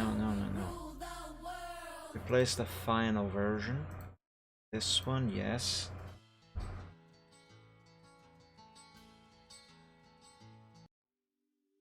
PNG. Not Alone in the Dark by Mike, capital M, by Mike Dragon. Yep. Save. Now wait until that is done saving. That should be enough. Let's take a quick look before I proceed. Okay. Now re-enable the watermark. Save as PNG. And now let's go back a few folders to the root of this one and save it here. And this is the version that I am going to be uploading to my DeviantArt in a few. And that's it. This is still saving apparently. Okay, whatever. This is done.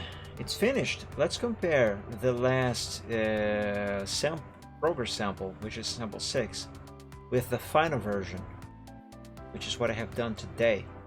So this was the last time I saved a version of this as a sample. This is today. Oh yes, this is looking so much better. Let's compare the final one with one of the earliest. This one, yeah, sure. Before I did any shading. Wow, check out the difference, guys. Looking so much better. It would look even better, I assure you, if I had used soft shading. I'm pretty sure it would. I like how this looks. I do. Very good. Very, very, very good. I gotta rename this folder now. But for that, I have to close Photoshop. Otherwise, it's not gonna let me, because, well, stuff inside the folder is in use. Not Alone in the Dark. There we go. That's the final name for this thing. Now let's open Final again.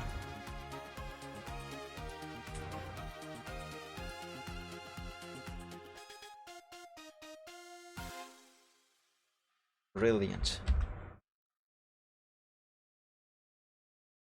Okay, and that's gonna be it for this stream, my friends. We have finally finished this picture. I now have to upload it to my DA, obviously, but I think I'm gonna do that. Okay, but I think I'm gonna do that off stream, off camera. I don't have a camera. Point is, I'm gonna stop the stream now, and I will upload this Should be on my DeviantArt in a few minutes.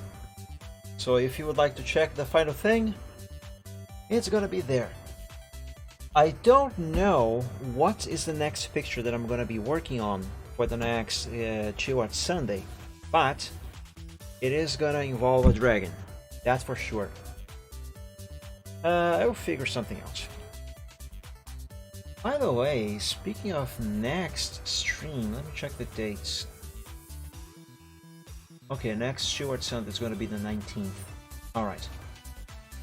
I thought about this because Friday, the 24th of December is going to be a Friday, and I usually live stream on Fridays.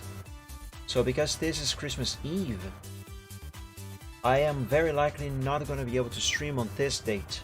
So wait for confirmation, but it is very likely that I am not going to stream on this Friday, the 24th, for obvious reasons, Christmas Eve.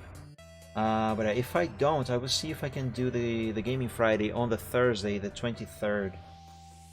But yeah, I look forward to that. But yeah, there should be Chill Art Sunday as normal on the next Sunday, the 19th, as well as the 26th. I don't plan to stop streaming for holidays other than the 24th. So yeah,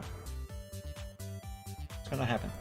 Anyway, on that note, I stream every week on Wednesdays, Fridays and Sundays. I play a different game every week on Wednesdays and Fridays, but I do art live on Sundays just like today. The streams on Wednesday should start at 7 PM Eastern Time during the changes on daylight saving times, for the record. On Fridays they should start at 6 PM Eastern Time, although I am thinking about changing that time.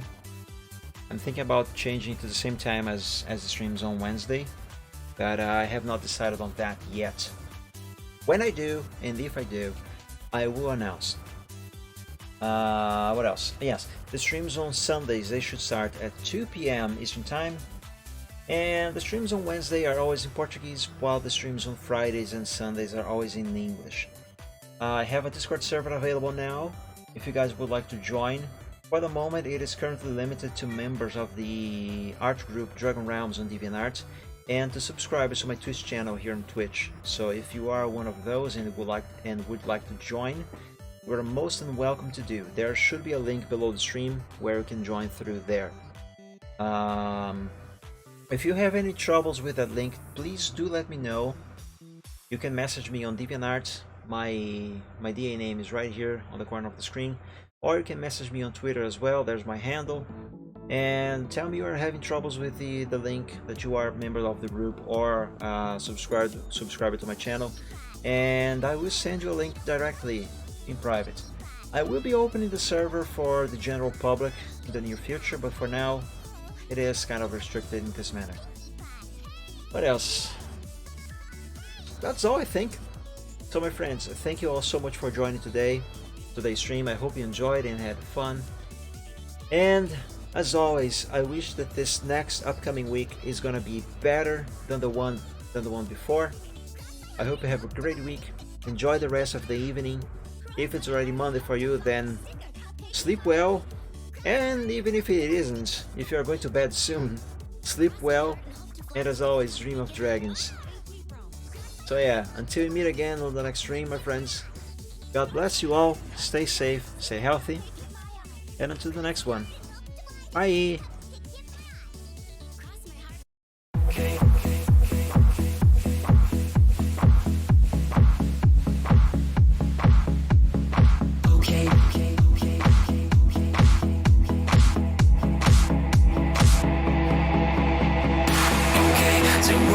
Some problems and we don't know what to do. You've come to find new feelings and exactly what you knew. The odds are stacked quite poorly if without a winning hand. But bear in mind your bearing's only worse if you don't stand. Balancing trips because I'll turn your trips to trash. You've got to set your sights and hopes on setting them to crash. The truth can seem quite big if you don't make your plans unfurl. But I will not let that my opinion of such enough. I'm sinking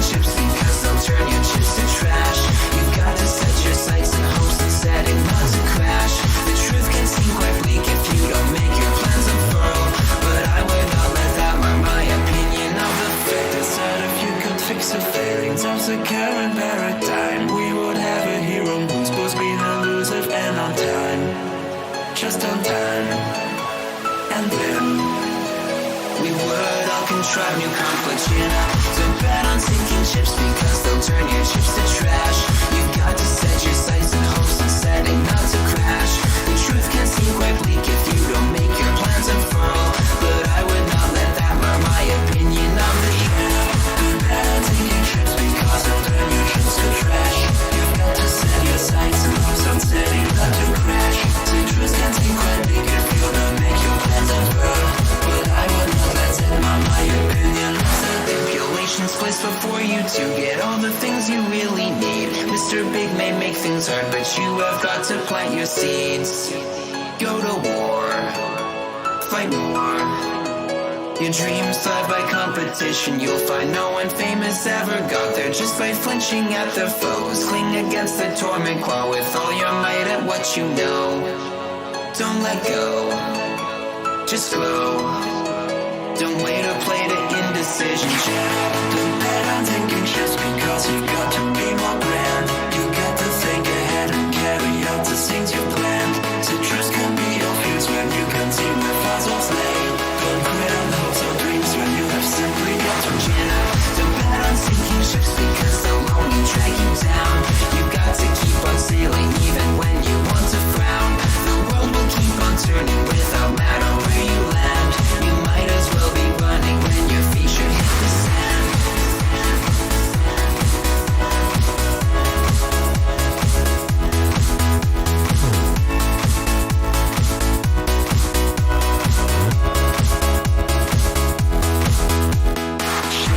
Don't bet on thinking just because you got to be more grand. Chin up, don't bet on sinking ships because they'll only drag you down. Chin up, don't bet on sinking ships because they'll turn your trips to trash.